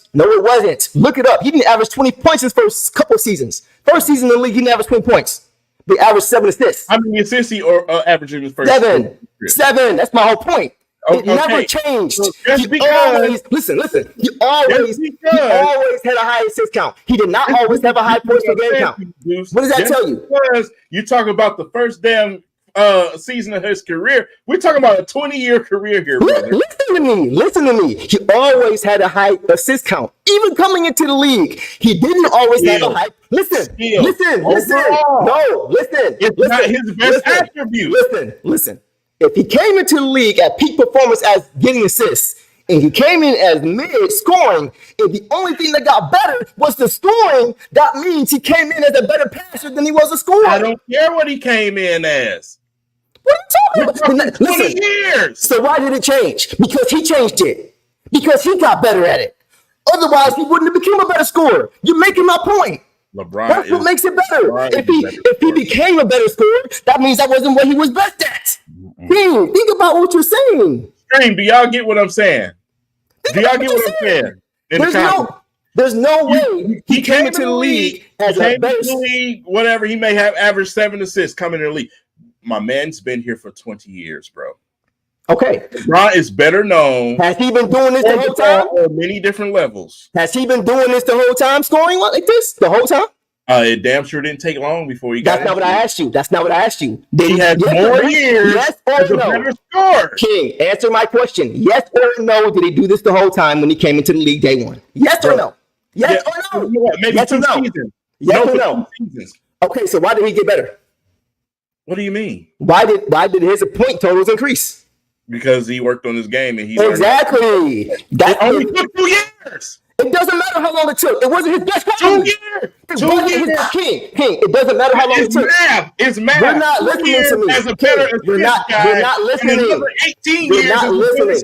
You're not listening. The argument is what is his best quality, not how long it took him to get better scoring. No, it's scoring. This is why he's my favorite player and not yours. This is why he's scoring. This is why he's my favorite player and not yours. All-time assist leader. He ain't even close to that. Nobody is. Because John Stockton has got 5,000 more than anybody because of the pick and roll. Come alone. Stop. That's not what we're talking about. The fact we even have a conversation. Attribute and it's scoring. No, he's it's not. Scoring leader. It's scoring. That doesn't mean anything. You really just talked about longevity. How you gonna say longevity don't matter and then say he's scoring leader? No, just because you play 85,000 years don't mean you the greatest. That ain't an attribute. You're just the Iron Man is what you are. That don't make you the greatest. Why if not? I can take Michael Jordan and have him play 15 seasons and win more rings, he's going to be the greatest. Why didn't he? What do you mean? Why didn't he? Because he played baseball. Why? Because he wanted to. Why? When you're great, you can leave and come back. You can walk out with 3 rings and then come back and win with 3 more. No. You can do what you No, want. you can't. No, you can't. No, you can't. If You don't have to go run in the symbol. He got humbled like LeBron ass dude. No, he got humbled. He had to take this dude Jordan took a 2-year vacation because he couldn't handle it. Couldn't handle what? He couldn't handle gambling. He couldn't handle gambling problems. David Stern made him sit down. Bro, David Stern about that. Listen, you're not listening. You're not listening. David Stern told him to sit down. Sit down. Sit down. That's what he told him to do. No, that's not what happened. It ain't no, I want to go follow my father's footsteps and put. No, that's not what happened, bro. That's the cover story. Go look it up. That's not what happened. That's not what happened. That's not what happened, bro. David Stern did not have Michael Jordan sit out for 2 years, bro. You crazy. Look it up. Look it up. If anybody can prove you out your goddamn body, you must be 10 years old too, talking buckets. Who said what? Yeah, you are getting cooked, bro. You getting cooked. I'm sorry. Like out of your fucking mind. You getting cooked right now, bro. It's logical, bro. You getting cooked. You're not even answering my questions. We keep moving the goalposts every 5 minutes, bro. I'm trying to get you to stay on topic. You running with LeBron. He's this and he's that. What do I want from? Bro, verbatim. I never said longevity. You brought up longevity. Jordan is the greatest player. No, he's not. That's cute. Not end. Yeah, it will. The same way. I'll tell you why. The same way it ended when they thought it was Kareem, and then Jordan came and took that mantle. Give it 10, 20 years. Everybody's gonna be saying LeBron James the greatest player too. Just wait and see. Time will catch up, and everybody will see what I'm talking about. Time will catch up. What? The man ain't winning no more rings. It's over. Don't matter. And how you know How you know he's not getting no more rings? How you know? Who he gonna beat? Where's he gonna go? Is the question. Have you not seen the league? Them dudes on their way out. Him, Kevin Durant, all of they on He their ain't way gotta out be the same guy no more. It's a wrap, bro. He ain't gotta be the same guy no more. Will never win another ring. Okay, LeBron James. We'll see. You hoping that? Literally the worst Laker I've ever seen. The worst leg you've ever seen. Okay, all right, bro. I don't know what else to say. Like you're literally just making statements without any basis. Like why? You just saying stuff. I've never seen nobody as the leader of the league as a Laker that lose so much. He ain't better than Kobe as a Laker. He's 40 years old. What do you want to do? You just saw KD get swept. You just saw KD get swept. Listen, you want to know why LeBron ain't retired? Because he's still chasing the greatest player of all time. He's not chasing nobody. No. What he's doing is he's putting these records out of existence. He's putting these records out of reach. Because you know that's his only chance at even arguing that he's better than Michael Jordan. He's doing it because of Michael Jordan. So that is why LeBron is doing this, bro. Let's just say it is. It don't mean he ain't the greatest. Let's say that's what it is. Okay, then if you want to say that's what it is, what's the argument there? So okay, this man is still chasing Mike. He's still chasing him. How do you know he's chasing him? What are you basing this on, King? What do you mean he's chasing him? Did he say he's chasing Michael Jordan? Bro, come on. Then you gotta stop doing that. You gotta stop doing that. He's chasing Michael Jordan, bro. Huh? That's your narrative. That's your conclusion. Did you talk to him? My narrative or my conclusion. Yes, why are you still playing at this age, LeBron? You still trying to win rings at this age because you want to be. No, this is the difference. No, in order to be the greatest, you have to still play. I'll tell you why he's still playing. No. You don't think it's possible to keep playing because you love playing basketball? Michael Jordan is Goku. This motherfucker is Vegeta. I don't care what you use, what Dragon Ball Z or whatever you want to use. I don't care. Don't change the facts. That has nothing to do with that. Just because he's playing, you can't assume and try to figure out assume you know why somebody's still playing basketball. It never passed Mike. He did. I'll tell you why he's still playing. I'll tell you why he's still. Look, here's why he's still playing. Here's why he's still playing. The reason that Jordan didn't play, the love of the game. You don't see Bron taking 2 years off and coming back. You don't see Brian chilling and coming back. This dude has been a model of consistency for years. Bro, all Jordan would have did was win 2 more championships. Wow, how you know that? Who was gonna stop him? Houston would have beat. Did he want to beat Houston twice? What you just talking about? He played a bunch of plumbers in the finals. They won one of them. Oh, okay. They won one of them because those other plumbers didn't have a Keep Alive one. Be doing that? That's what we're doing. You trying? That's what we're doing? No, I ain't gotta try nothing. But you making some senseless statements, but baseless statements is not making sense, bro. You're making statements that don't make sense. Thank you, Aaron. He's a better scorer. That's it. Thank you. Somebody. He's one-dimensional. Jordan Aaron, also. listen, Wait, hold on. Let me finish. Aaron, Let me finish. Let me finish. Aaron, Let me finish. I want Let you me to go finish. change the diaper and go wipe Let me your ass. finish. Get Let me the finish. Skrillex behind your You don't ears. know. Listen, King, you don't know how old he is. You don't know how old he is. Don't do that. You don't know how old he is. And here's the thing. Deuce is 37 years old. Wise man, Cass, 83. I'm 3 years younger than you. 37 sitting here telling me that LeBron. I'm 3 years younger than you. Yeah. Yeah. That's what I'm saying. Think about this. Jordan, how many times did Jordan have to change his game because the game changed around him? How many Steph Curry's play when Jordan did to where he had to change his game because everybody's shooting 3-pointers now? LeBron James' first play ever in the league was running off screens. He doesn't even do that anymore. He's had to change his game 3, 4, 5 times because the league changed around him and he adapted to the league. And now he's doing the same thing that everybody else is doing. Deuce, every argument you make ain't got shit to do with winning, bro. I don't care. You can talk all day. You're just going through this air and out this. It ain't got shit to do with winning. Michael Jordan does. Yes, it does. Michael changing Jordan your game. LeBron changed his game. If you don't listen. Michael Jordan and Kobe Bryant win. LeBron doesn't. That's at the end of the day, bro. Stop it. If you swap out Julius Augustus for Shaquille O'Neal, what are we doing? I'm just saying. It. No. You ain't just saying. I'm just saying. You talking about how Kobe all he do is win? He won 2 by himself. Let me finish. He won 2 by himself. That's great. Aside from those two, he had Shaq there the whole time. He didn't win any of those finals MVPs. You know what I'm finna say. You know what I'm finna say. Let me finish. You're not letting me finish. I'm trying to make a point. My point is this. But I said LeBron James has his Julius Augustus. You switch out with Shaquille O'Neal. It's a totally different story. What you mean business? Kobe Bryant had Dwayne Wade, Chris Bosh. That don't even work. No, you're wrong. He can't play with D-Wade. He can't play with D-Wade. They play the same position. That don't even work. They both won the ball in their hand at the end of the game. What position was D-Wade playing when he was playing? Shooting guard. He had the ball in his hand. He was the shooting guard. Gary Payton was the point guard. Carlos Arroyo was the point guard. Jason Williams was the point guard. They had point guards on their team. Who had the ball in their hand? In ISO at the end of the game. Had the ball in his hand. That's not what we're talking about. We're talking about the point guard for 48 minutes, not the end of the game. I'm not about to argue positions. There's no way that you can tell me that Kobe Bryant had D Wade and Chris Bosh and Ray Allen on this team that he would not. One. Kobe cannot adapt to D-Wade the way LeBron can because Kobe can't facilitate the way LeBron can. It's a different type of player. Are you laughing at? You think Kobe's a better passer than LeBron? You think it's because LeBron's facilitating, bro? What are you talking about? Because they're different players. That's what I'm saying. LeBron can play off the ball. He don't need to be getting the buckets. Kobe can't do that. Neither can D-Wade. That's why they can't play together. D-Wade can't play off the ball. I'm saying he's not going to defend. D-Wade can't play off the ball. Kobe Bryant, D-Wade can't play off the ball. He's going to be sitting in the corner. With Kobe Bryant, that D-Wade, Chris Bosh, and Ray Allen couldn't figure it out to win. It's too much of a repeat. They play the same game, bro. Kobe Bryant and D-Wade play the same game.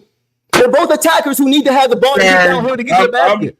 And besides, you're changing the argument. I said, what if you gave Shaquille O'Neal to LeBron James? What argument? Listen, I'm responding to you. You said all LeBron, all Kobe and Jordan do is win. I said if you give LeBron Shaquille O'Neal the way Kobe had him, he don't lose either.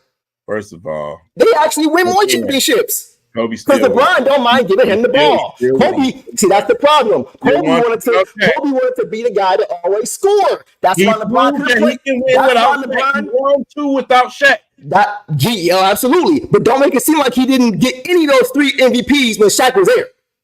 Bro. He was robbing every time. Okay? He won. Every time. He was riding shotgun all 3 times. He won all 3 times. You give LeBron, you put LeBron on that team, or you bring Shaq to Cleveland, they never lose. He won 2 rings with Paul Gasol. We already acknowledged that, but you're not acknowledging the other part. What other part? That that he has Shaquille O'Neal as the number 1. D-Wade had Shaquille O'Neal. What do you mean? He was old. Yeah, he was old. He still was. But by the way, he has Shaquille O'Neal, but who won MVP of the finals? D-Wade. Not Shaq. So it's a different thing. No. Listen. It doesn't matter. You can't compare Shaq from Miami to Shaq with LA because Shaq in LA was still winning finals MVPs. Shaq with Miami was not. bro. We're the same guy no more. Kobe would have won with Miami, and LeBron would have won 8 championships with the Lakers if you get LeBron and Shaq. Did LeBron win with Paul Gasol and Derek Fisher? Huh? You would? Yeah. Okay. First of all, he ain't even got the killer mentality too, because Kobe had to drive those games most of the time because those other guys he wasn't showing up. What you mean he wasn't showing up? What you mean he wasn't showing up? You kidding me? Derek Fisher wasn't showing up. Lamar Odom wasn't showing up. Ron Artest wasn't showing up. Paul Gasol wasn't showing up. Man, stop those dudes was not showing up every day. day. You crazy. Ray Allen is Ron Artest for the Lakers. Remember that big 3 that he made to win that game for them to put them away? It's the same thing. Let's not discredit these guys. The same Ron Artest that gave us problems when we played against them in Indiana. Stop, bro. Stop. Again. LeBron Stop, man. James, because we sitting here crediting this man for winning in the fucking bubble. LeBron James finals. Comes to Kobe Bryant. He's not worlds away from Kobe Bryant. I'm not saying he's not world. See, bro, you can't keep changing the argument. You can't keep changing the argument, bro. We out here on Earth with Kobe. Yeah, Jordan might be as high as the moon right now. Yeah, he might be as high as the moon. That's about it. He's in a whole different stratosphere. Thank you, STC. He was old. Come on, man. In 2007. Well, what are you talking about? That was somebody in the comments. I'm talking about the argument. The argument to me is more LeBron and Kobe than it is Jordan. It's no comparison. No comparison. No comparison. You're one of the only people. You're one of the only people who think that's not a comparison. You're one of the only people who think it's not a comparison between Kobe and LeBron. Why is it not? Give me a good reason why. Because Kobe is you can't be a lesser version of the. Why? I'm telling you, you can't be the best player, one of the best players ever. You're not the best player in your position. Stop. What do you mean? What? Kobe ain't the best shooting guard ever. What are you talking about, bro? What? That is LeBron a argument. So you can sit here and tell you because LeBron's supposed to be the greatest shooter. Small forward. Yeah. That's your argument now? What do you mean? All I'm saying is that you can't compare him to Kobe. What are we doing? Huh? What are you talking about, man? No, bro. This is crazy, man. This is crazy. This is crazy, bro. Like, y'all see what I mean? Every time I see he runs to some other obsolete ass. You keep changing the subjects. You keep changing the argument. I say something, you go somewhere else. And I talk about that, you go somewhere else. I talk about that. I'm literally following you everywhere. You keep running away. You changing the argument from Shaq. Then you talking about Kobe. Now you talking about you keep changing it, bro. How many rings Larry Bird got? 3. Huh? 3. He got 3 rings, right? Okay, how many rings do LeBron truly have? 4. We're not doing that. We don't do that, King. We're not doing that. He has 4. He has 4. Stop it. Move on. And he has more MVPs. How many MVPs Kobe got? 5-star ring to me. How many MVPs Kobe got? What does that mean? It's a question. How many? Shit. Joel. It's a simple question, King. It's a simple question. Are you not answering it because it's not a good answer? Got an MVP. What does that mean? Are you not answering it because it's not a good answer? Why are you not answering it? I'm asking you a very simple question. How many does he have? I don't fucking know. He got 1. He has 1. What does that mean? LeBron has 4. Anything. That's a regular season award. If you have, so now that those don't matter? They don't. Then why we saying that T-Mac is won MVP that didn't win a ring? How many does LeBron have? 4. Kobe has 1. How many Michael got? How many does Michael have? 5? More than LeBron. He got 5. You don't know? That's your guy. How I know you won't know? He got 5. Kareem got 6. Kareem got more than everybody. He got more than everybody. Yeah, I'm saying Kobe. Even if Kobe should have got 2, Kobe should have had half the number of LeBron. I'll give him that. He could have had half the number of LeBron. I'll give him that. So LeBron's MVPs is what you run to. He just ran again. I don't know if y'all noticed. I'm throwing a bunch of notice. He just ran again to MVP. I don't know what y'all noticed. I don't know what y'all noticed. I'm throwing a bunch of different stuff at him. I'm throwing a bunch of different stuff at you. Working, y'all. Nah, you just see that I'm backing my argument, bro, to a T. I'm backing it to a T, bro. I'm giving you stats. I'm giving you games. I'm giving you experiences. I'm giving you plays. One goddamn stat. Second of all, you giving me everything else besides bro. When I tried to give you everything else, when I tried to give you stats, you said more MVP. Can I respond? LeBron, I'm giving you stats. LeBron cooked grits better than Kobe. I don't give a damn about You said, that. At the end of the day, how are you gonna say I didn't give you? How are you gonna say? How are you gonna say I didn't give you stats when you told me all I use is stats? I'm saying I said a lot of you LeBron fans try to run to stats. So how are you telling me now I'm not giving you stats? You still haven't gave me none, but y'all try to run. You a bunch of stats. I told you about his. I told you how he had more rebounds. I told you how he has more assists. I told you how he averages more blocks. I told you how he has more. How he's played at a higher level for more years. My point is, I'm giving you stats. But still, what does that got to do with winning? What you just told me I'm not giving you stats to qualify my argument. I'm telling you I did give you. I'm giving you, like you said I didn't give it to you. I'm telling you I did give it to you. What else do I gotta give you? What else do I give you? Listen, I'm giving you everything you asked me for, bro. I'm giving you everything you asked me for. Deuce, this was a preview. We done went a whole damn hour over talking to LeBron and Jordan. This is a preview, ladies and gentlemen. We probably found this a long time ago. Man, y'all better help y'all boy out because I don't know if you can do this again. We're going to do a whole dedicated stream with this argument. Man, help y'all boy out.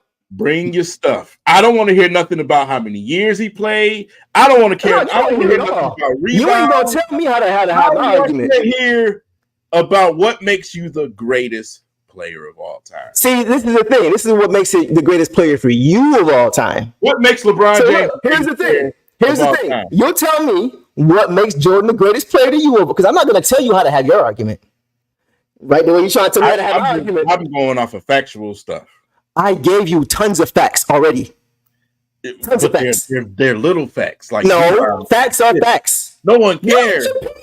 Stop. No one cares about rebounds. Nobody gives a damn about PER. Stop, King. You mentioned PER. That's one category. You mentioned it. God. You talking about little stats. You mentioned the smallest. I was reading the list. Yeah, exactly. A bunch of small stats is what you was reading. All of those other categories damn sure do matter. Instead of the ones I mentioned. But you talking rebounds. Bro, you just mentioned to me rebounds and assists, bro. You mentioned PER. You mentioned PER. That wasn't even a thing until like 5-6 years ago. The knocks on LeBron is he passed the ball too goddamn much. That's fine, but you can't say your stats are this and my stat. No, man. I look at the greatest player of all time. Okay, so you look at LeBron. You look at LeBron. Okay. I look at trend setting. I look at winning. That got nothing to do with basketball. I'm telling you. I'm telling you. And the greatest player ever. I'm talking about first of all, the league. Michael Jordan literally transcended the entire league, especially overseas. He made this damn league. Congratulations! Here's a cookie. We wouldn't be seeing some of the contracts we see right now if it wasn't for Michael Jordan. I don't care. I'm talking basketball. Basketball. That's what I mean by trend say. When it comes to basketball, winning matters. LeBron too. You can mention LeBron too. When it comes to basketball, opening up schools so that the youth can have a better future. Is that what we're doing? Because I promise school. I'm talking about the league. Huh? I'm talking about the league. I'm not even a fan of Michael Jordan, the person. Then don't mention none of that off the court stuff because he didn't do nothing for nobody off the court. I'm talking about the league. What are you talking about? They ain't got nothing to do with all this trendsetter stuff. Has nothing to do with your ability. I'm talking about the league. I said the league. I don't care about that. What did you do about what he did for the NBA? What he's done? All these outrageous contracts you see now. That don't make you the GOAT. That don't make you the GOAT. No, but I'm telling you what makes you the GOAT. Winning makes you the GOAT. Then why you mention all this other stuff?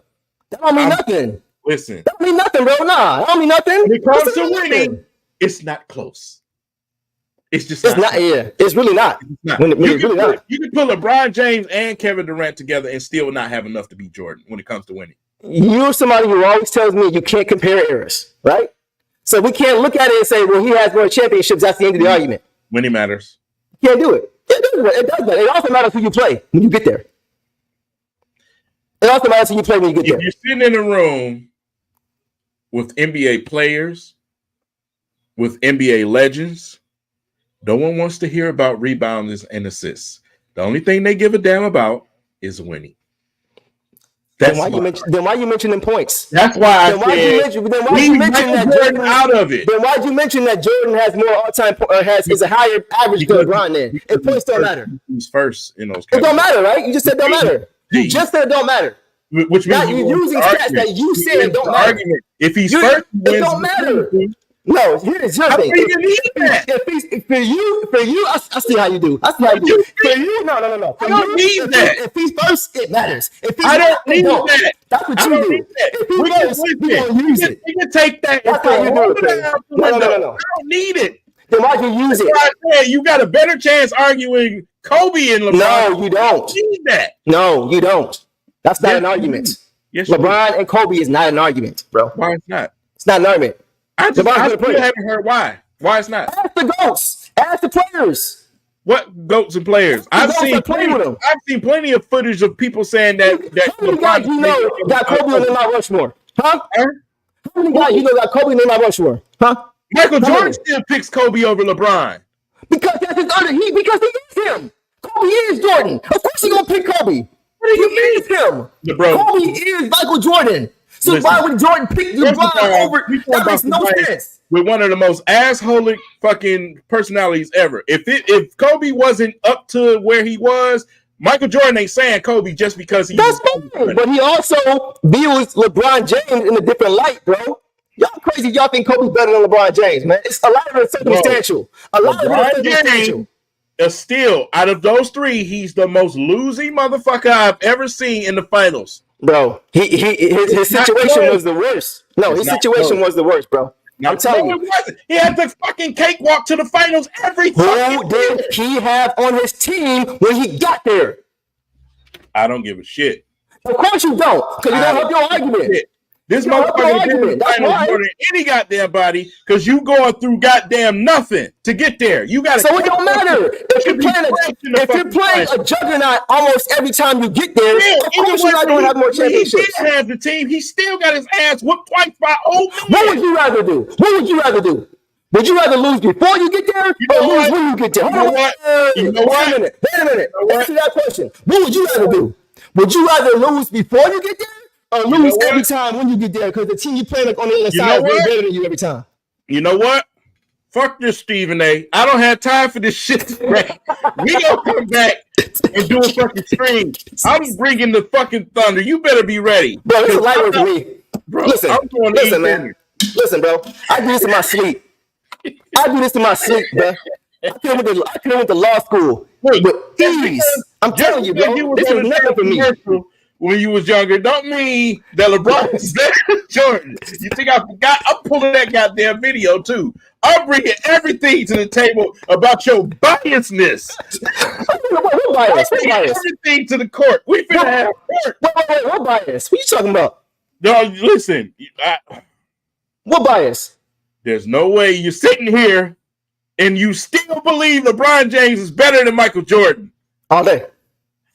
That's crazy talk. That's crazy talk, bro. That's crazy talk. Aaron, I told you, Aaron, you can't talk. Okay, then we got Detroit. How about Detroit then?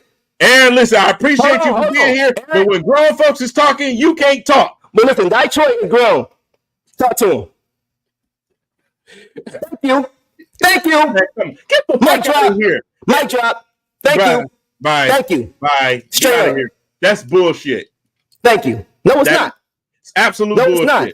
Thank you, bro. He's not. Thank you. That's bullshit. Thank you. Who's got a better winning record? I'm bringing everything to the table. I'm gonna bring either does it. Downtown does it. Downtown either. Everything to the table. Don't count either, does it?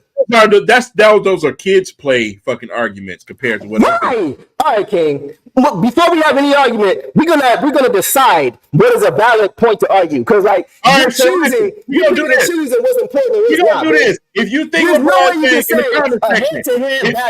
the comment section, if you think LeBron James is better than Michael Jordan, put a 6 in the comments. No, that's true. If you are logical and you know Michael Jordan is don't do that. That's cheating. What you see? That tells me I got him, y'all. I got him. See, he has to try to sway the argument by saying, "See, you're done. You're done. You're cooked in the comments. You're cooked. You're done, bro. You're cooked. It's a wrap. It's over. Because you're trying to sway the argument. You're even trying to sway. He obviously is a broad. Did y'all catch that? Y'all catch how he trying to sway the argument. Anybody who's logical put a 6. He easily could have said. I know how y'all broad get down. Y'all broad get down. All Diddy. He easily could have said put a 6 in the chat. He easily could have said put a 6 in the chat. Listen, I got 1 6 so far. I got 1 6. It's the reason that he said. Let me finish. It's the reason that he had to throw a logical piece in there. Y'all here talking to me about me swaying y'all. He throwing stuff in there to make y'all think I don't want to be logical. Let me put 2 3 in here. Everybody, I see what you're doing, bro. It's not working. No. Put a 6 or a 23 in the comments. No, we're saving that for next time. I need LeBron to even because I don't see no 6s. Be saving this for next time. This is gonna be the next debate, not today, like you just said. If the goal is about winning, then Bill Russell is the goal. Right? How many he got? Double digits. Hey, so he the best ever then. Okay, got it. Because that's the stat that counts, apparently. First of all, when you calculate the GOAT, you calculate those categories that I gave you early. No. We're going to collectively decide. No, King. No.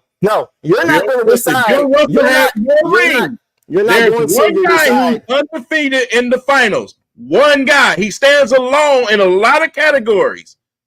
That's fine. Great. LeBron is not even close to that. That's great. And guess what? Yeah. If I gotta play if I gotta play the Lakers when they done, if I gotta play Portland Trailblazers when they ain't never been there, got popped by Detroit already, if I gotta play the Phoenix Suns who had never won anything, no other all-star other than Charles Barkley, if I gotta play Utah Jazz who are old, if I gotta play the Seattle Supersonics who never been there before, yeah, I'm gonna win every time. If I gotta fucking go through goddamn Kyle Lowry and DeMar DeRozan every nobody remembers that stuff. Nobody can be there all the time. Listen, guess what? When he gets to the finals and play a real team, he got his ass whooped. Real teams? Let's talk about real teams that Jordan played in the finals, shall we? Let's talk about how many real teams did Jordan play in the finals? Huh? What do you mean? How many real teams? When was Jordan ever not favored in the finals?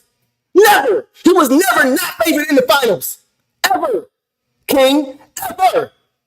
How many times was LeBron not favored in the finals? Because the team was just so much better. And it's not because Jordan was, no, we don't even do that. It's got nothing to do with that. It's the team they're playing. It's the team they're playing. Straight up. Why? That's why. I just told you why.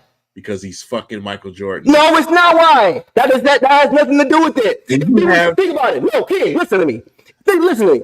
If he had to play against the Golden State Warriors in 2016, he would not be heavily favored to beat that team. I don't care how good or how much Michael Jordan you think he is. Who is he playing against? Y'all give if he played against 2017, the reason why. Listen to me. If he played with them, if he played against Kevin Durant, one of my biggest issues with 2017, there's no way he'd be favored, and there's no way he ever win.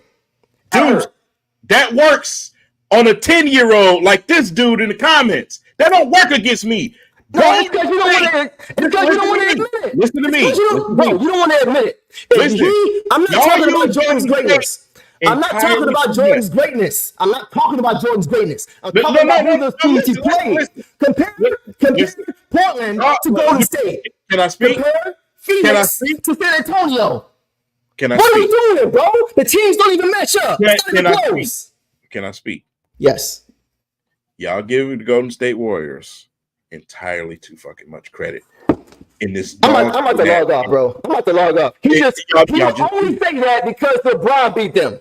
You would only say that because LeBron played them. If Jordan would have played them, you would never. We'd be over here till God damn near explaining why he's great and why he shouldn't have won that series. If Michael Jordan played Golden State, they would have known. They never would have won one. You're crazy, bro. You're nuts. You're literally nuts. You're literally nuts. You don't think you're literally crazy, bro. LeBron had a 50-point triple-double, and they couldn't even win that game. When has Jordan ever got a 50-point triple-double? Ever. A 40-point triple-double? Ever. A 30-point triple-double? Ever. A 20-point triple-double? When has it happened? Michael Jordan in this Powerpuff ass league. You're losing your mind, bro. Will average 50. You're losing your mind, bro. I didn't say 50. I said triple-double. Michael Jordan will average how many 50-point triple-doubles he getting? He will do whatever he wants. He can't pass the ball like that. None, because he can't pass the ball. He looking to score. Everybody knew coming into the league, he had nobody in this league is stopping Michael Jordan. I didn't say that word. I'm not talking about scoring. This man will literally average 40 to 50 fucking points a game. I said triple double. Stop picking your pop what I'm saying. I said triple double. What is that? Nobody cares. What you mean nobody cares? They should.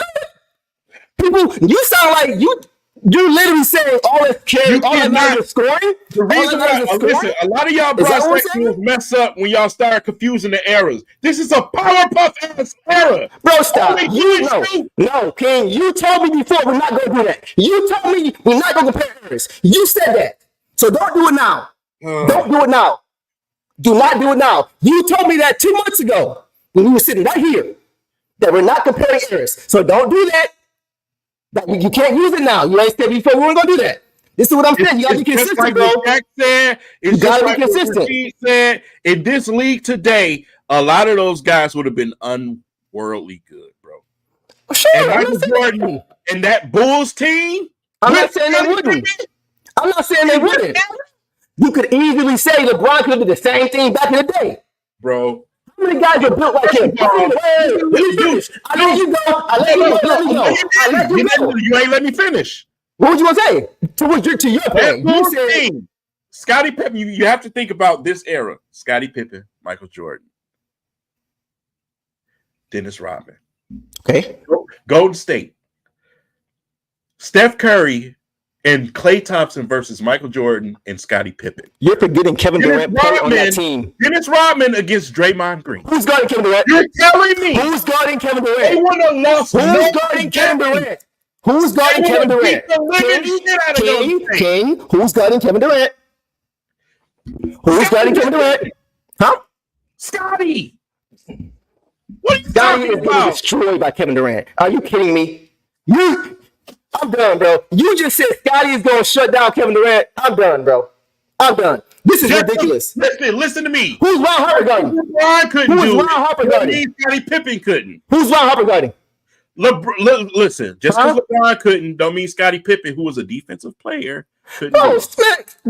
Bro, Scotty can't do nothing with KD. Scotty, first of all, was long enough to do it too. No, he's not. Nobody's long enough to do it. That's the problem.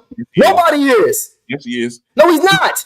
Kevin Durant don't see him. The problem is, listen, the problem is LeBron is not a defensive guy. He runs down shots and slap a few shots off the backboard. People want to say he played defense. Oh my God. Is not a defensive. Oh my God. I can show you. You are the biggest. You are the biggest. See, I would understand if you just felt he wasn't as great, but you're the biggest minimizer of LeBron. That's the problem. You go too far to the other way, bro. No. That's fine. I've never seen LeBron. I've never seen LeBron take the assignment of locking up a team. Kyrie Irving's three means nothing. Kyrie Irving's three means nothing if LeBron does not chase down Steph Curry's pass to the shot to Iguodala. Kyrie Irving's shot doesn't mean nothing. I've never seen LeBron check the best player on the team and shut D Rose, stop. Okay, we done? Who else? D Rose. D Rose, yeah, he got D Rose. He shut D Rose down. That last shot, when they got eliminated, D Rose couldn't get it. That's what I'm talking about.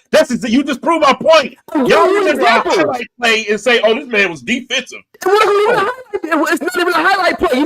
Can I finish my statement? Oh, remember that shot when Iguodala? Yeah, LeBron is one of the greatest defensive players. I didn't say that.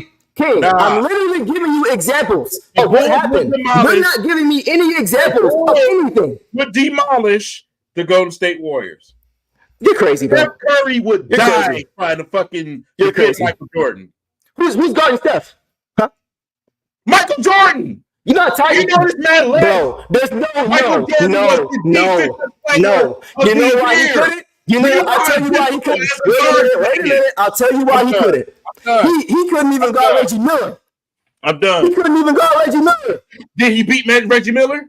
Yeah, his team was. Did. That's not the point. That's not the point. That ain't the point. Reggie Miller over here hit game winners over this dude. Reggie Miller hit game winners over Jordan. He gonna chase off Steph Curry, who's a better 3-point shooter? You're crazy. How tired is he? We just talked about how tired Ant-Man was at the end of the game having to guard Kyrie Irving. That takes a toll. That's why Scottie Pippen was so important, because he guarded the best player and Jordan can stay fresh. So if Pippen is not available to guard Steph because he's guarding Kevin Durant, who's guarding Steph? And if it's Jordan, how is Jordan going to perform offensively? This is not hard, man. This is not hard. This is not hard, bro. He made this young way. He kept moving the argument. Bro, stay on task. He say something, I address that. He goes to something else, I address that. He goes, and then I'm moving the goalpost. I'm telling y'all, man, I ain't stopping just because you go. It ain't over just because you go. You better come back and defend yourself. And can't nobody hear you. We can't hear you. We can't. You got to fix that. We can't hear you. It's probably better off that you muted, because I think as long can't nobody hear you, bro. We can't hear you. We can't hear you. And it's probably better off you're muted because you can't. First of all, my laptop died because we've been on here talking about this nonsense. You know what it is? That's your laptop telling you that to put the shovel down. No, you said that blasphemy, and my laptop turned off right as soon as your laptop is like, bro, put down the shovel. It's over. Stop digging a deeper hole. Put it down. It's over. It's over. You sit here talking about it's over. That's one guy. Nobody on the Golden State. That's one guy. Wait a minute, King. It's the MVP. It's the MVP. You might want to account for that guy. Would you listen to me? He's the finals MVP. You might want to account for him. State will be able to stop the fucking Bulls. Huh? Including Draymond. Draymond will be out the game fucking with Rodman. He will be out the game. He will be suspended fucking with Rodman. They both will be. Back and forth. No, he won't. Rodman wasn't dirty. Yes, he was. No, he wasn't. Yes, he was. He was not Rick Mahorn. He wasn't trying to hurt you. He wasn't trying to hurt you. He wasn't trying to hurt you. When you review it, no, it was psychological with fucking. But he still was dirty. He would have Draymond. But he was still dirty. He was still dirty. He was still dirty.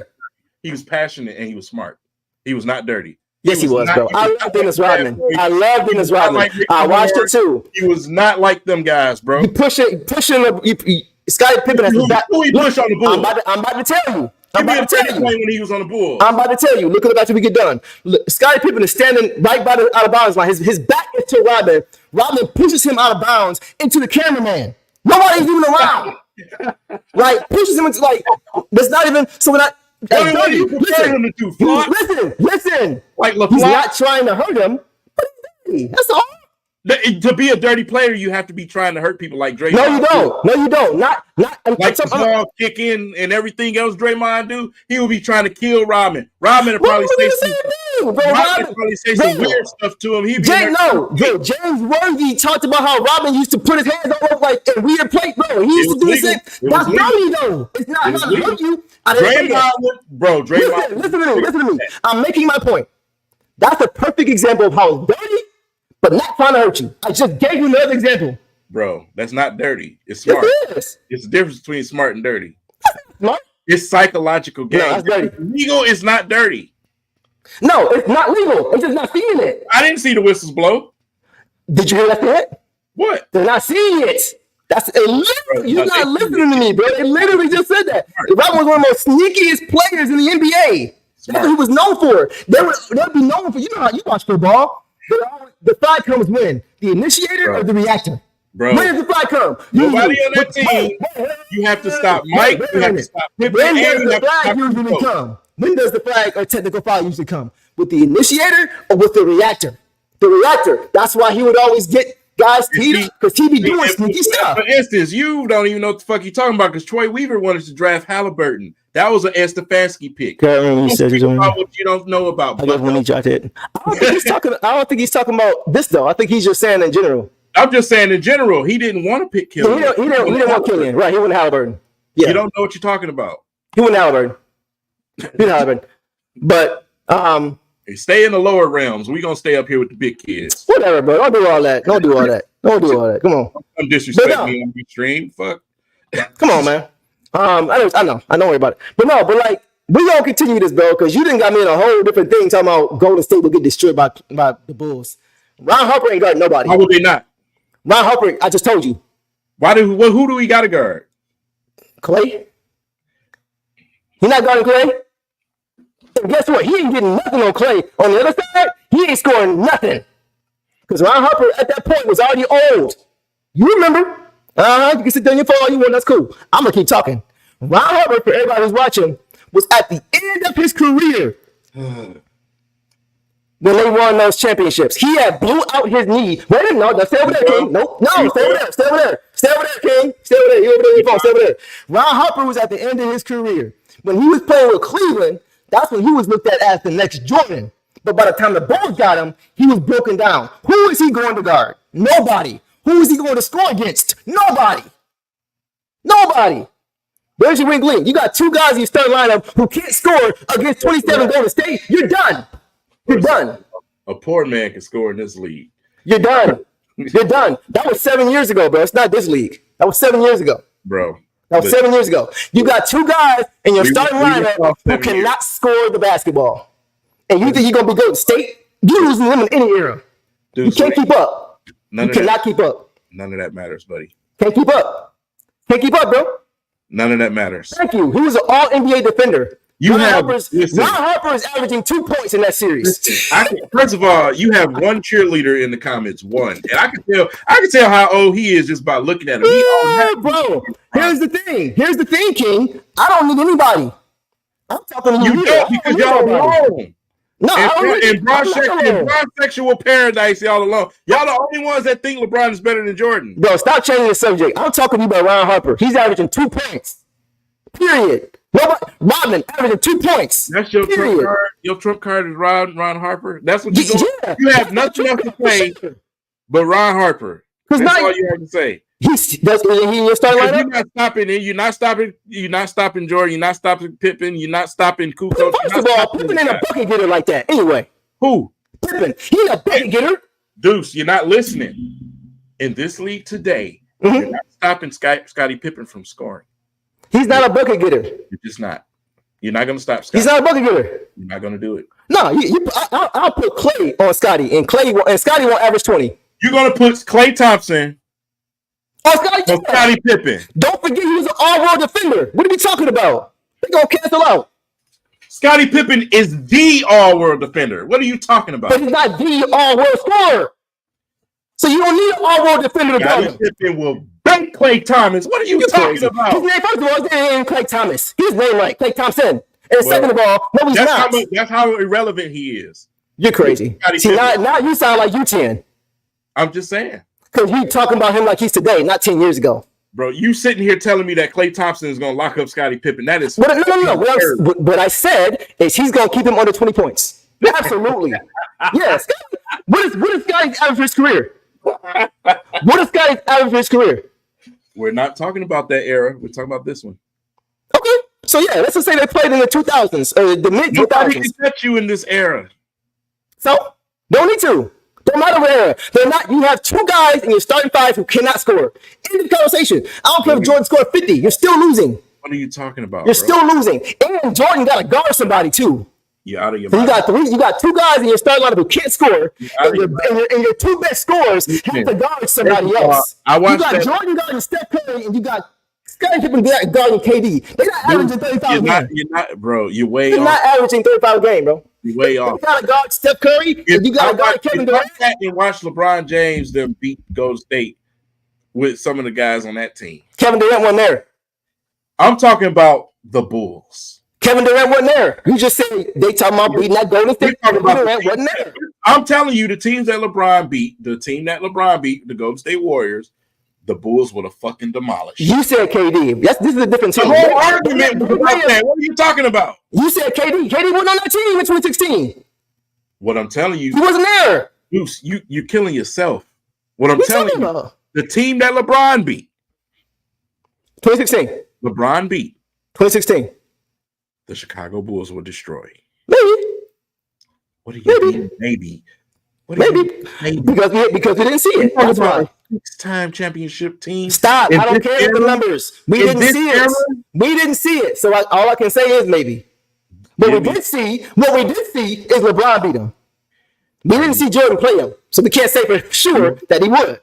Only somebody who's biased towards Jordan would definitively say something that we can never see would definitively happen. Dude, that don't even make sense, King. Respectfully, we're going to save this till we actually you got three guys who can't score in your starting lineup. Luke Longley? Really? That's what we're doing? You got Luke Longley, Dennis Rodman, and Ron Harper. So your only scorers are Michael Jordan, and Sky Pippen, and they're guarding Besides Kevin Durant. This is over. Besides, Over. listen, Over, bro. first of all, it's over. Besides Steph Curry, Luke Longley, and KD, I'm not giving you fucking Klay Thompson because they will lock his ass up. No, they're not. Then why didn't anybody ever? Michael Jordan. Why didn't anybody ever? Are you sitting here telling me Michael Jordan versus fucking Steph Curry? This is your argument. What I'm saying is Jordan. Listen. Your argument. This is what you're telling me, right? Let me tell you what my argument is. Since you're asking, here's my argument. I'm telling you asking, right? Let me tell you. The argument is you got 3 guys in your starting lineup who can't score. Right there. Your 2 best scorers are guarding my 2 best scorers. So your 2 best scorers are not going to go crazy offensively because they're exerting so much defense effort on defense. We just saw Anthony Edwards go through that, bro. That's what happens in basketball. You can't conserve your energy. The argument is that what the fuck you think is going to happen to Golden State defensively? When Talk to me. Talk to me. What are you talking about? You have to deal with Mike. Put Klay on Mike. Okay. Yeah. Who else? You have to deal with Mike. But listen to me. Who else? Listen. Just put KD on Scotty. Who else? Would you listen to me? Just because those other guys didn't average 20 points a game, which some of those other guys in fucking Golden State didn't, does not mean that they will not score the basketball. Let's go through the matchups. We talked about Jordan Scott. Okay, nobody put Klay on Jordan. He ain't gonna stop him at all. We're all defender. I get it. He ain't stopping Jordan. Who else? I put KD on Scotty. Okay, who else? Who are the other threats? I'll put Rodman on KD. If I got I'm talking about guarding the Bulls. I'm saying you put Klay on Jordan, fine. Let Jordan do what he does. Fine. Just make him work, Klay. That's all I ask. Then what else do you have? You got Pippen. Okay, I'll put KD on Pippen. Fine. Or if you want, I'll put Draymond on Pippen. Now I got my guy, KD. He ain't got to guard nobody. He can go crazy offensively. But both of your guys got to guard. They're tired. KD ain't tired. Because I got Draymond guarding Scotty. And I got Klay guarding. See, that's the thing. My defenders are just as good as yours in the starting 5. What defenders? Luke Longley is not a defender. What defenders? I just told you, Draymond Green is a defensive player of the year. Klay Thompson was an all-world defender. He's a defender. He's a defensive player of the year against who? I'm talking about the Chicago. Stop Bulls. it. Stop. We just talked about that earlier. Impact. The impact he has. Huh? I guarantee you Draymond will be sitting on the bench. He's not starting on the bench. So let's start there. Every time Michael drives to the rim, it's going to be a foul. It's going to be a foul. Fine. Guess what? Every time down the court will not last a half. Bro, every time KD comes down the court, it's a foul. Or 3. Or either one. See, this is where... Once again, Kevin Durant doesn't have to guard anybody. You miss the point. Credibility. This is what I'm talking about with LeBron section. The delusion. The delusion. Jordan played both sides. No, Jordan played both sides. I'm not gonna say that at all. Jordan, I think LeBron and Jordan should both be defensive player of the year. Marc Gasol won by like 1 vote when LeBron should have won. And Marc Gasol didn't even have on first play. It was stupid. But no, Jordan played both sides of the ball. All I'm saying, at the end of the day, when those matchups start to cancel out, I still have Kevin Durant, who doesn't have to guard anybody. He ain't got to guard Rodman. He ain't got to guard Longley. I mean, he's literally just watching. Save it for the show. I got graphics and everything ready. We're going to save it. Let's go. Let's go. Okay. Mm-hmm. I'm ready to go. I could go for 2 more hours. Make sure y'all there. All right. Man, I'm ready. I got a show for y'all ass. I'm ready. King, all right. So we going to do that. All right. Yeah. It's been 2 hours. I'm about to hear keep talking about this man. I feel good. You lucky we done because I was about to get at your head even more. Oh God, about what? Nothing else to get at my head about. Anyway. About details. Details. Ain't no detail. The details I just gave you before you cut the conversation and said we'll talk about it later. You think you slick. You feel me getting into a rhythm and then all of a sudden, Deuce, let's talk about it later. You ain't slick. You ain't fooling nobody. Man, I got a family. I'm not in y'all bisexuals. Y'all get. I got a wife and 2 kids. Boy, it's knocked out sleep. I'm about to go spend some time. But priority number 1 for tonight during this time was making sure that took you to school. I got better things to do to talk about LeBron James. I got better things to do to talk about Michael Jordan. But whenever there's an opportunity to bust your tail when I talk about it, I'm gonna do it. That's why I'm here. Listen, man. I'm gonna close the show out with this. Sometimes I dream that he will shut up. Like Mike. Sometimes I dream that I can be like Bron. Not LeBron. Sometimes I dream that I can be like Kareem and get 6 MVPs on my resume. See? So I can play like a dyke. I want to play like a dyke. Hey, listen, see, man. You don't want to do this to me, bro. I switched the game up completely on you. Shout out to Larry Bird. Larry Bird said that's God and Jim Short. I don't care what Larry Bird said. Nobody care about Larry Bird right now. Nobody said that LeBron. You know what they say, LeBron? Man, fuck LeBron. That's no, they don't. No, you know what they say? I'll tell you what they say. Do you know who Mr. Triple Double is? I'm not talking about Russell Westbrook. What? I'm talking about the original Mr. Triple Double that played with, you know what I'm talking about? Played with Kareem. We go with stats again, bro. I'm giving you. See, you ain't know where I'm going. I'm giving you some. You literally, yes. You literally asked me who said that about Jordan. Big O said, "There's no way that Jordan's better than LeBron James." There's no way. He said, "Come on, you kidding me?" Because the Big O is just as fucking insignificant. Nobody talks about the Big O. No, who cares? So now you're assuming that he's only doing it for clicks. The Big O, bro. Stop. Why? The Big O wants to go with a guy that's like him. That's all that is. How do you know that, King? What do you mean? See how you do? You only do that. Look, I gotta go, man. Don't give me no psychic, bro. Don't give me no psychic reading, y'all. He's thinking, no, you don't know what the hell he's thinking, bro. You just said that because you don't like he said it about Bron. This whole thing is listen, real quick. I don't trust this conversation. If the Big O, I'm gonna end it with this. Hey, I'm gonna end it with this. I don't trust your T Grizzly ass. Listen, listen, bro. Listen, dog. We gonna end it. I'm done. We gonna end it with that. I'm gonna end it with that. I'm gonna get at you next time, though, man. Woo, I can't wait to get at you. Did y'all enjoy the show? That's all we care about at the end of the day. I don't know I won. I just want to know that y'all enjoy the show. King was very valiant effort. This was great, man. It's probably the best you've done. I think it's the best you've done. It's probably the best you've done for sure. Good Lord. Yeah. I'll see you next year in the finals. Yeah, Anthony Edwards. Man. All right. I'm messing around, y'all. I'm just fooling. I honestly think at the end of the day, there's an argument for either one. My guy is LeBron. I'm not gonna ever say definitively it is one guy. I'm never gonna do that. It's too hard to do that. It's just fun conversation. But for me, my guy is LBJ. For him, his guy is MJ. For others, it's Kobe. For others, it's Kareem. You know what I'm saying? Like for others, it's gonna be Jokic 20 years from now. It might be Luka 20 years from now. You know. But I enjoy this. I enjoy this sparring. This does not get old for me. I think we just as passionate about both guys. No, we are for sure. Again, and that's coming from a guy I don't even like Michael Jordan as a person. Right, that's the crazy part to me. I don't even like him. Would you give Bron that? Would you give Bron that off the court? Off the court? That's where I'm going. Okay.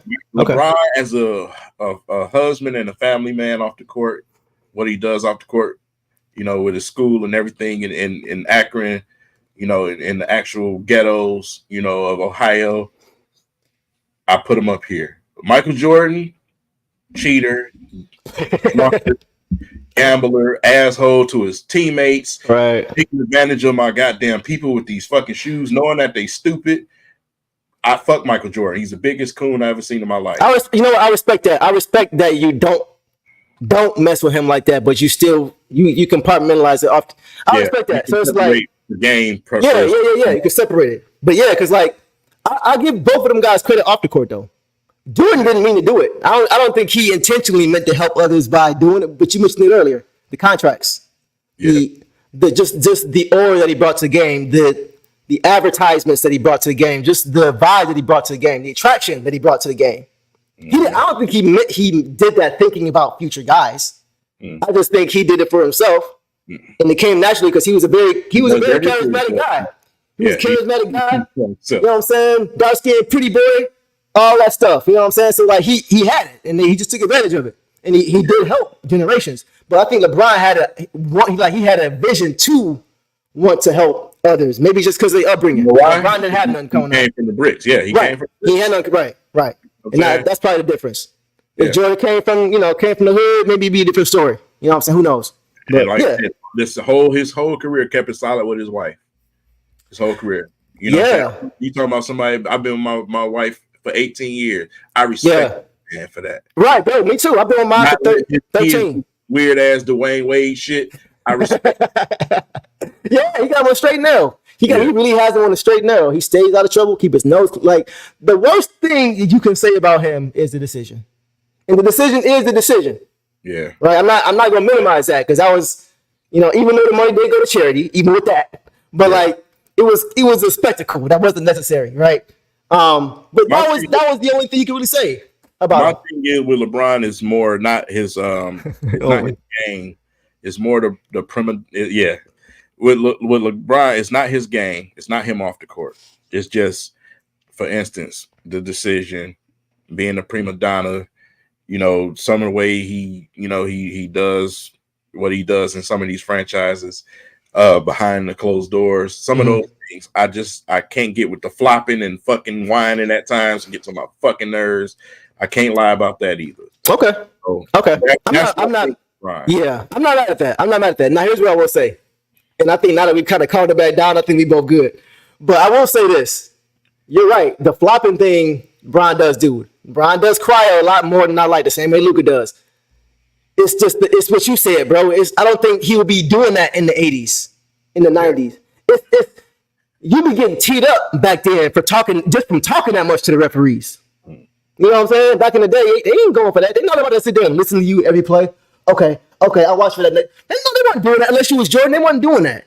Yeah. So I don't think LeBron, that was a cultural thing now. It's a cultural thing now where everybody cries. Everybody, if they gets the ball stolen, if a marquee player gets the ball stolen from him by somebody who's not a marquee player, he's acting like he's hurt because he got fouled, because that's going to hurt his brand if he's not hurt, if he didn't get fouled. You know what I'm saying? Like, it's a totally different game now. So I don't think LeBron would have been doing that stuff then.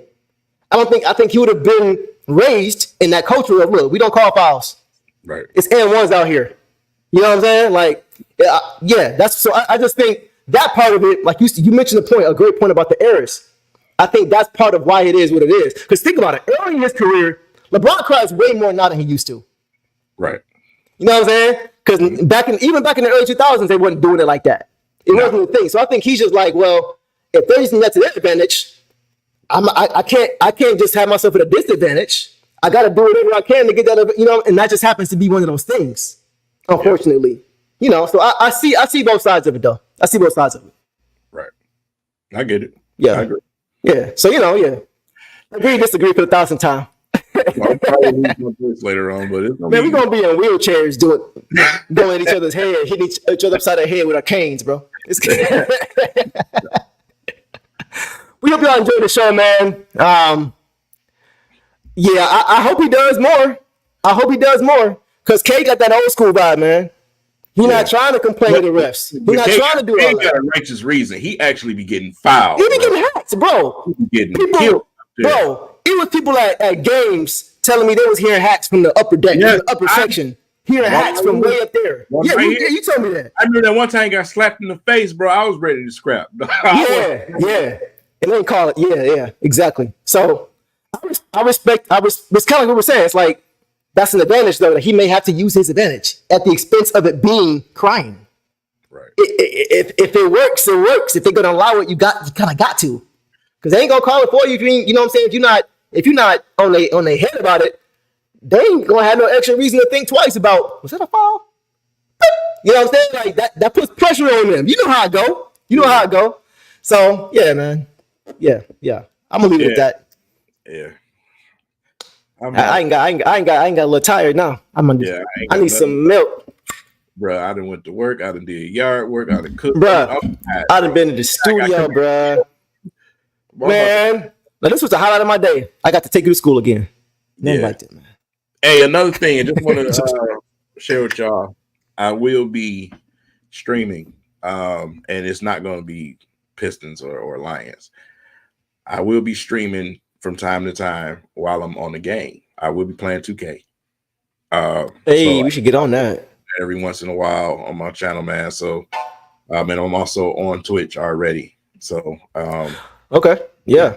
just want to Also, we're debating now, but King and I are thinking about doing NBA Finals games. yes, Reactions to the games. reactions. Live reactions to the game. So you guys probably know how like there's lots of highlights and stuff on YouTube that you can find an 8-minute, 10-minute video.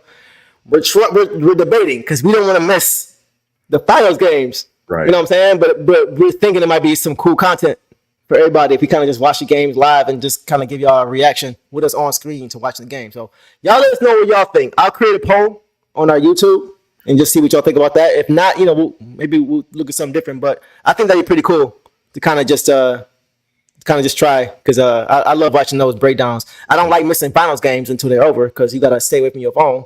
Mm-hmm. But so we got to really be on it, bro. Like we got to shut down all our notifications and all that. Yeah, because it's gonna be tough. Everybody gonna be in our ears. Yes, it's gonna be tough. You know how I go. So, but we'll try that. So real quick. So let's talk championship let's talk finals real quick. Right. Mavs Celtics. So who do you have? How many games? I got the Mavs in 6. Okay. I just think the Celtics don't match up well, and I just don't trust them. Okay. I don't trust the Celtics. Okay. I ain't mad at that. I had the Celtics in 4. I'm joking. Because I was about this is interesting. Bro, I'm with you. I got the Mavs in 6, bro. Bet hat, right? Bet hat. You better bet 10 hats won you. No, I got the Mavs in 6 as well. I just think they are built to win mentally and physically, and I think they have this experience and they have the talent and they got the matchups. I think. Yep. I think Boston's too inconsistent. They live and die with that 3 ball, and I think they're gonna die. They may have a few blowout wins, but I think they'll end up with 4 losses at the end of the day. So yeah. I think the bigs gonna go over. They gonna crap all over the Celtics. Yeah. Okay. One of my biggest issues with the Celtics, they never took the time and really address that issue with the big. You did say that. Yeah, you did say that. Porzingis was not addressing it. This dude has known to not be available. Bro, he folds like origami, bro. Yes. That boy always hurt. Yeah. Yeah. But when you paying the money that you paying on that team, yeah. So yeah, I feel like Boston is more talented across the board. Mm-hmm. I just feel like Dallas is mega. Yeah, exactly. Mega hustlers. Yes, they're better coached. Yeah, we was just talking about that last time we streamed. We was talking about how you can see Jason Kidd's imprint on this team. Yep. Especially with the way the guards are playing. Right. And they don't. Mazzulla doesn't seem to have those guys engaged all the time. They seem to get bored. Yeah. They have a 30-point lead. They give up a 30-point lead. You know what I'm saying? They down 30. They come back from 30. Like they're just so wildly inconsistent. And J Kidd had them boys. He runs a tight ship, man. Yeah. You can see he runs the same kind of ship that Rick Carlisle ran when he was coached by Rick Carlisle in Dallas when they beat Miami and LeBron. It's the same kind of thing. It's the same kind of vibe. That's why I want Chauncey over here. Huh? That's why I want Chauncey over here, bro. Okay, talk about it. Because, like I said, I always, as a head coach, either me, I like it if my head coach has experience from the college level coming into the league. He's got a repertoire. He has an identity. Okay.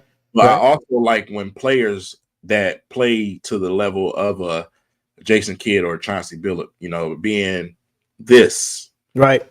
I love that for a coach. Yep. I think Chauncey being obviously a Piston champion, knowing what Piston blood looks like, knowing what team looks like, but also understanding the court the way that he does. Facts. I think that's perfect, man, for this team. Yeah, I mean, it's funny. I actually had somebody comment, a Blazers fan comment on one of our videos talking about potential coaches, and they talked about how they weren't really that impressed with Chauncey. I gotta go back and find it. I posted in the community on our community page for everybody to see, but it was interesting what they had to say. But even with that, I would still give him a shot. Just because I know he's gonna be all in. I know he's gonna be late hours You know what I'm saying? Watching film, trying to get us back to where we. You know, I feel like he would have that initiative to want to do that just because of this is where he was. This was his home. Yeah. You know what I'm saying? So it's like it has to hurt him even from afar, watching us lose 28 straight. Yeah, has to hurt him. You know what I'm saying? You can tell me they ain't watching every single time. You know what I'm saying? Yeah, like as much as we see Rip and Chauncey and Tayshaun and Ben and Sheet at the games, shaking hands and taking pictures and all that, you gotta know they back at him and they're like, man, this team is nothing like how they don't play nothing like how we used to play, man. We fallen from grace, man. I'm sure that because they have a group chat still to this day. I'm sure they in their group chat often talking about the things they see and don't see, good and bad. Ain't nothing in my mind can tell me they probably ain't had a conversation with, even Ben, Tayshaun, all of them guys and say, you know what? Eventually, we all should end up on this Pistons team. That'd be dope, bro. That would be so dope. Rasheed with the big man, dude. Man, what? I know. He shouldn't have left. Stan Van Gundy again? Oh, my God, bro. Yeah, Stan. Yeah, like this. Yeah, bro. Okay, King. Should I go into my Boston Golden State bit real quick and we end it with that? Yeah. I know I've said it before, but I gotta say it again. And I don't dislike Jason Tatum. By the way, nice picture of the Raptor at Cedar Point saying, I like that. I rock with you. Jason Tatum, I don't dislike him. When he came into the league, I really was high on him. He came in with Josh Jackson. Remember that? The same year. They all came in together. I think De'Aaron Fox was also that same season. Yeah, same draft. I was high on him then. It's just I feel like he's kind of leveled out. I don't feel like he's really grown. He came in hot, right? He Eastern Conference Finals in his second year, dunking on Brian. You know what I mean? Bumping him up, getting in his face. Let me say this. I'm gonna let you finish. Go ahead. I just want to say this. Yeah. He doesn't have the Mamba in him. Right. That's where I was going. And you beat me to it. That's what I was gonna say. So we always talk about Kobe. We were just talking about Kobe for the last half hour about how good he was and all that. Go debates, all that stuff.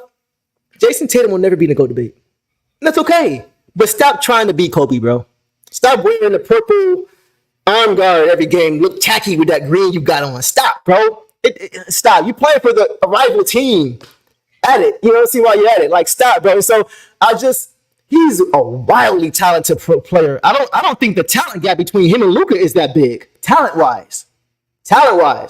But up here, when I watched Jason Tatum against Golden State, and I saw that Jaylen Brown was the best player in that series, and I saw the series is up for grabs, where he could have took it, and he didn't, and you saw Steph, the second Jason Tatum did not take it, Steph Curry took it. Because Steph Curry knew this is time to take over the series. So that for me, until I see that from him, until I see him go and take it, instead of backing into a win or getting bailed out by one of your French all-star teammates, I don't want to hear it. Listen, prime example. Jason Tatum would never do what Luka just did last night. Thank you.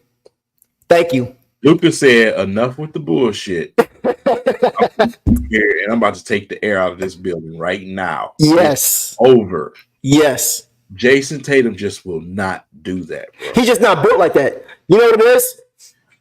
It's what a lot of people like. For me, Tatum doesn't have that. Tatum is nice. He's too nice. Yeah. He has to be fueled to want to go at your head. He has to be made upset to want to go at your head.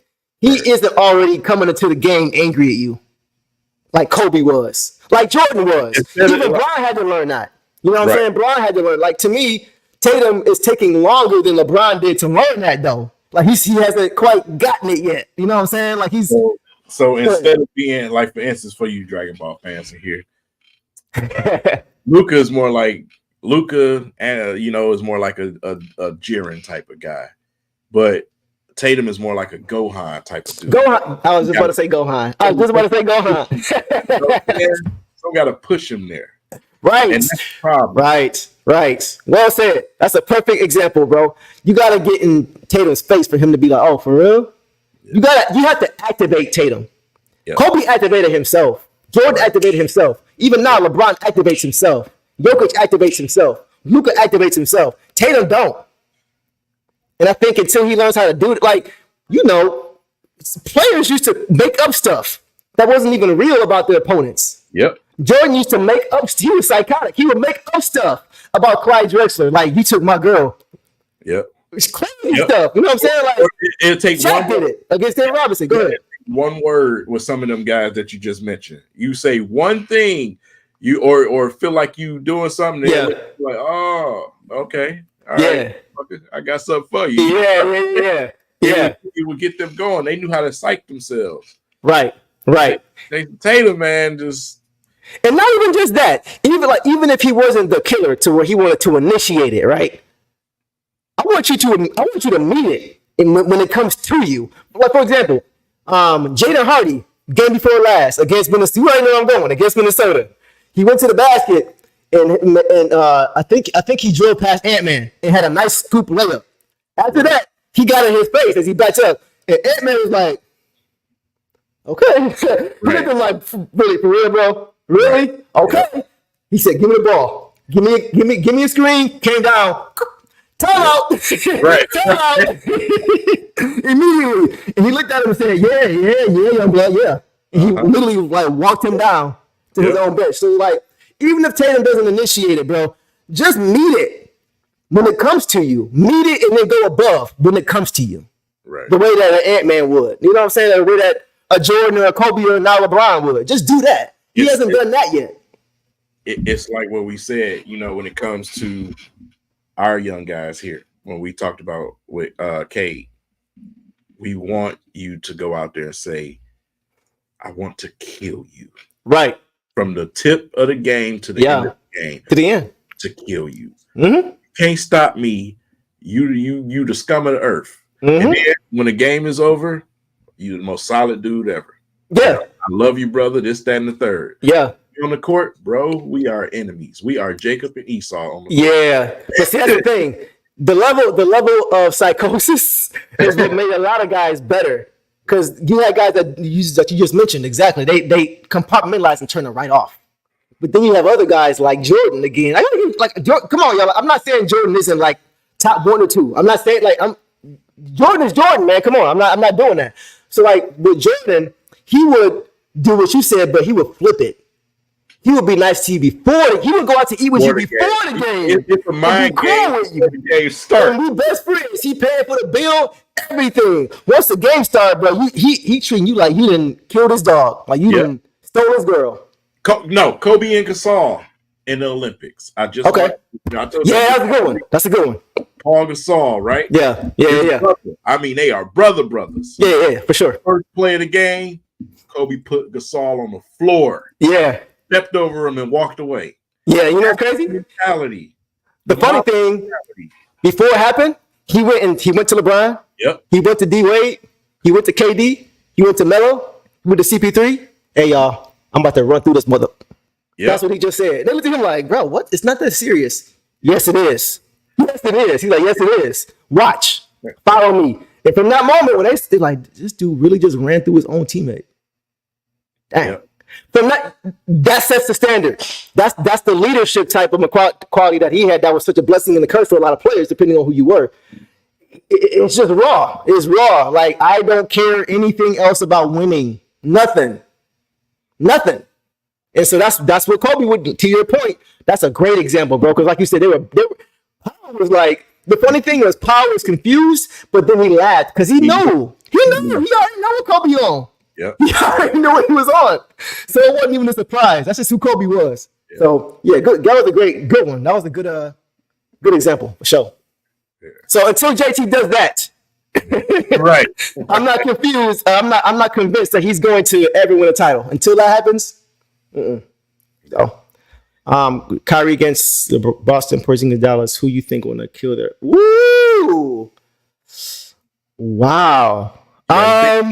Yeah, I see. I was gonna say Luka versus Porzingis, because I'm looking at Luka having a chip on his shoulder for Porzingis leaving. That's what I was thinking. So let's say between I'll probably say Kyrie in Boston.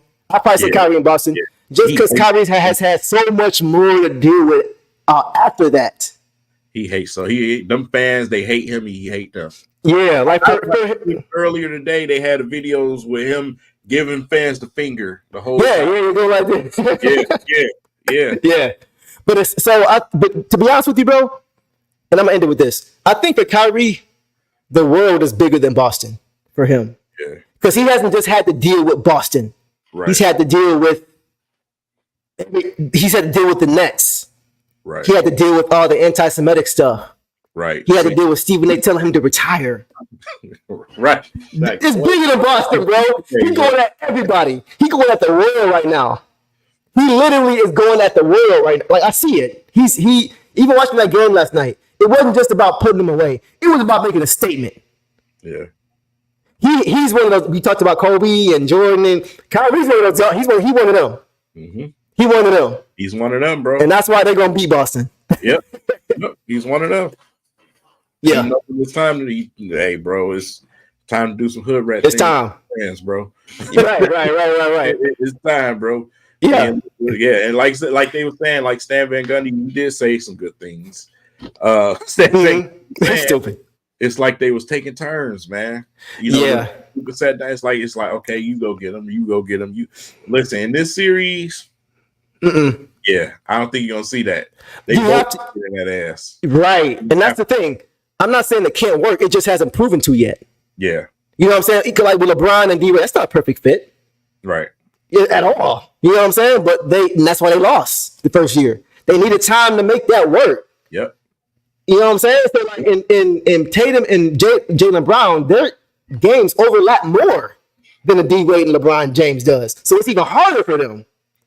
Your term out, it's the same thing with the Clippers. The two forwards, best two players, they game overlap. It's the same thing. You're like negating both of their talents because you're not getting two different things, like a Jamal Murray and a Jokic.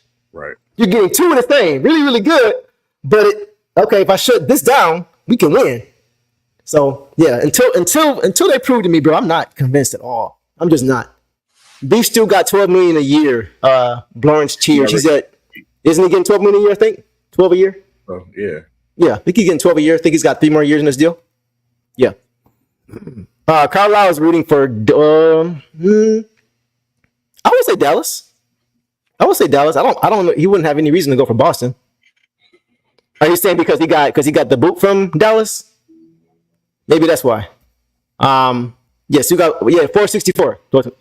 So 16 a year. Yeah, thank you, Marvin. 16 a year for Dallas for this question for Lawrence Cheers. Shout out to you from New York. So yeah, we're gonna call it, y'all. On that note, we went way longer than my wife probably gonna kill me because she messing with the boys. Well, they probably sleep by now, but little one's knocked out. You said what? I done got a phone call or two. Oh, you didn't got a call? She leave me alone until I go in there. You know what I'm saying? Like she won't mess with me when I'm streaming, but because she understand what I'm doing. But like after this, she be like, oh, so 2 hours for real? That's what we doing. Oh, got you.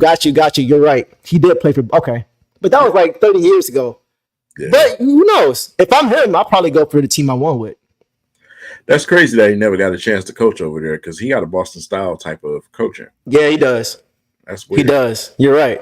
Mm-hmm. You're right. He does. Hard, tough nosed. Mm-hmm. He's got an offensive team now, but he's a defensive coach. Yeah, that's what I'm saying. He's a defensive coach. Yeah, you're right. Just the demeanor alone is just Boston. It is. It's very. Who was the old coach before Udoka? He's in the front office now. Brad Stevens. He's very Brad Stevensy. Very Brad Stevensy for sure. Yeah. All right, man. We're gonna call it a night, y'all. I'm about to pass out.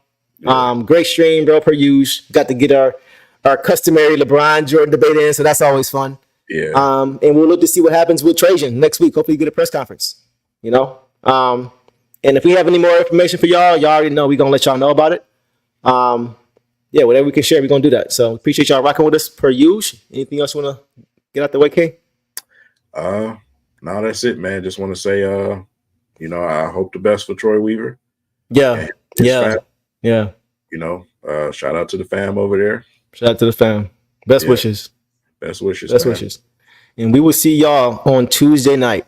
So with that, Detroit versus everybody.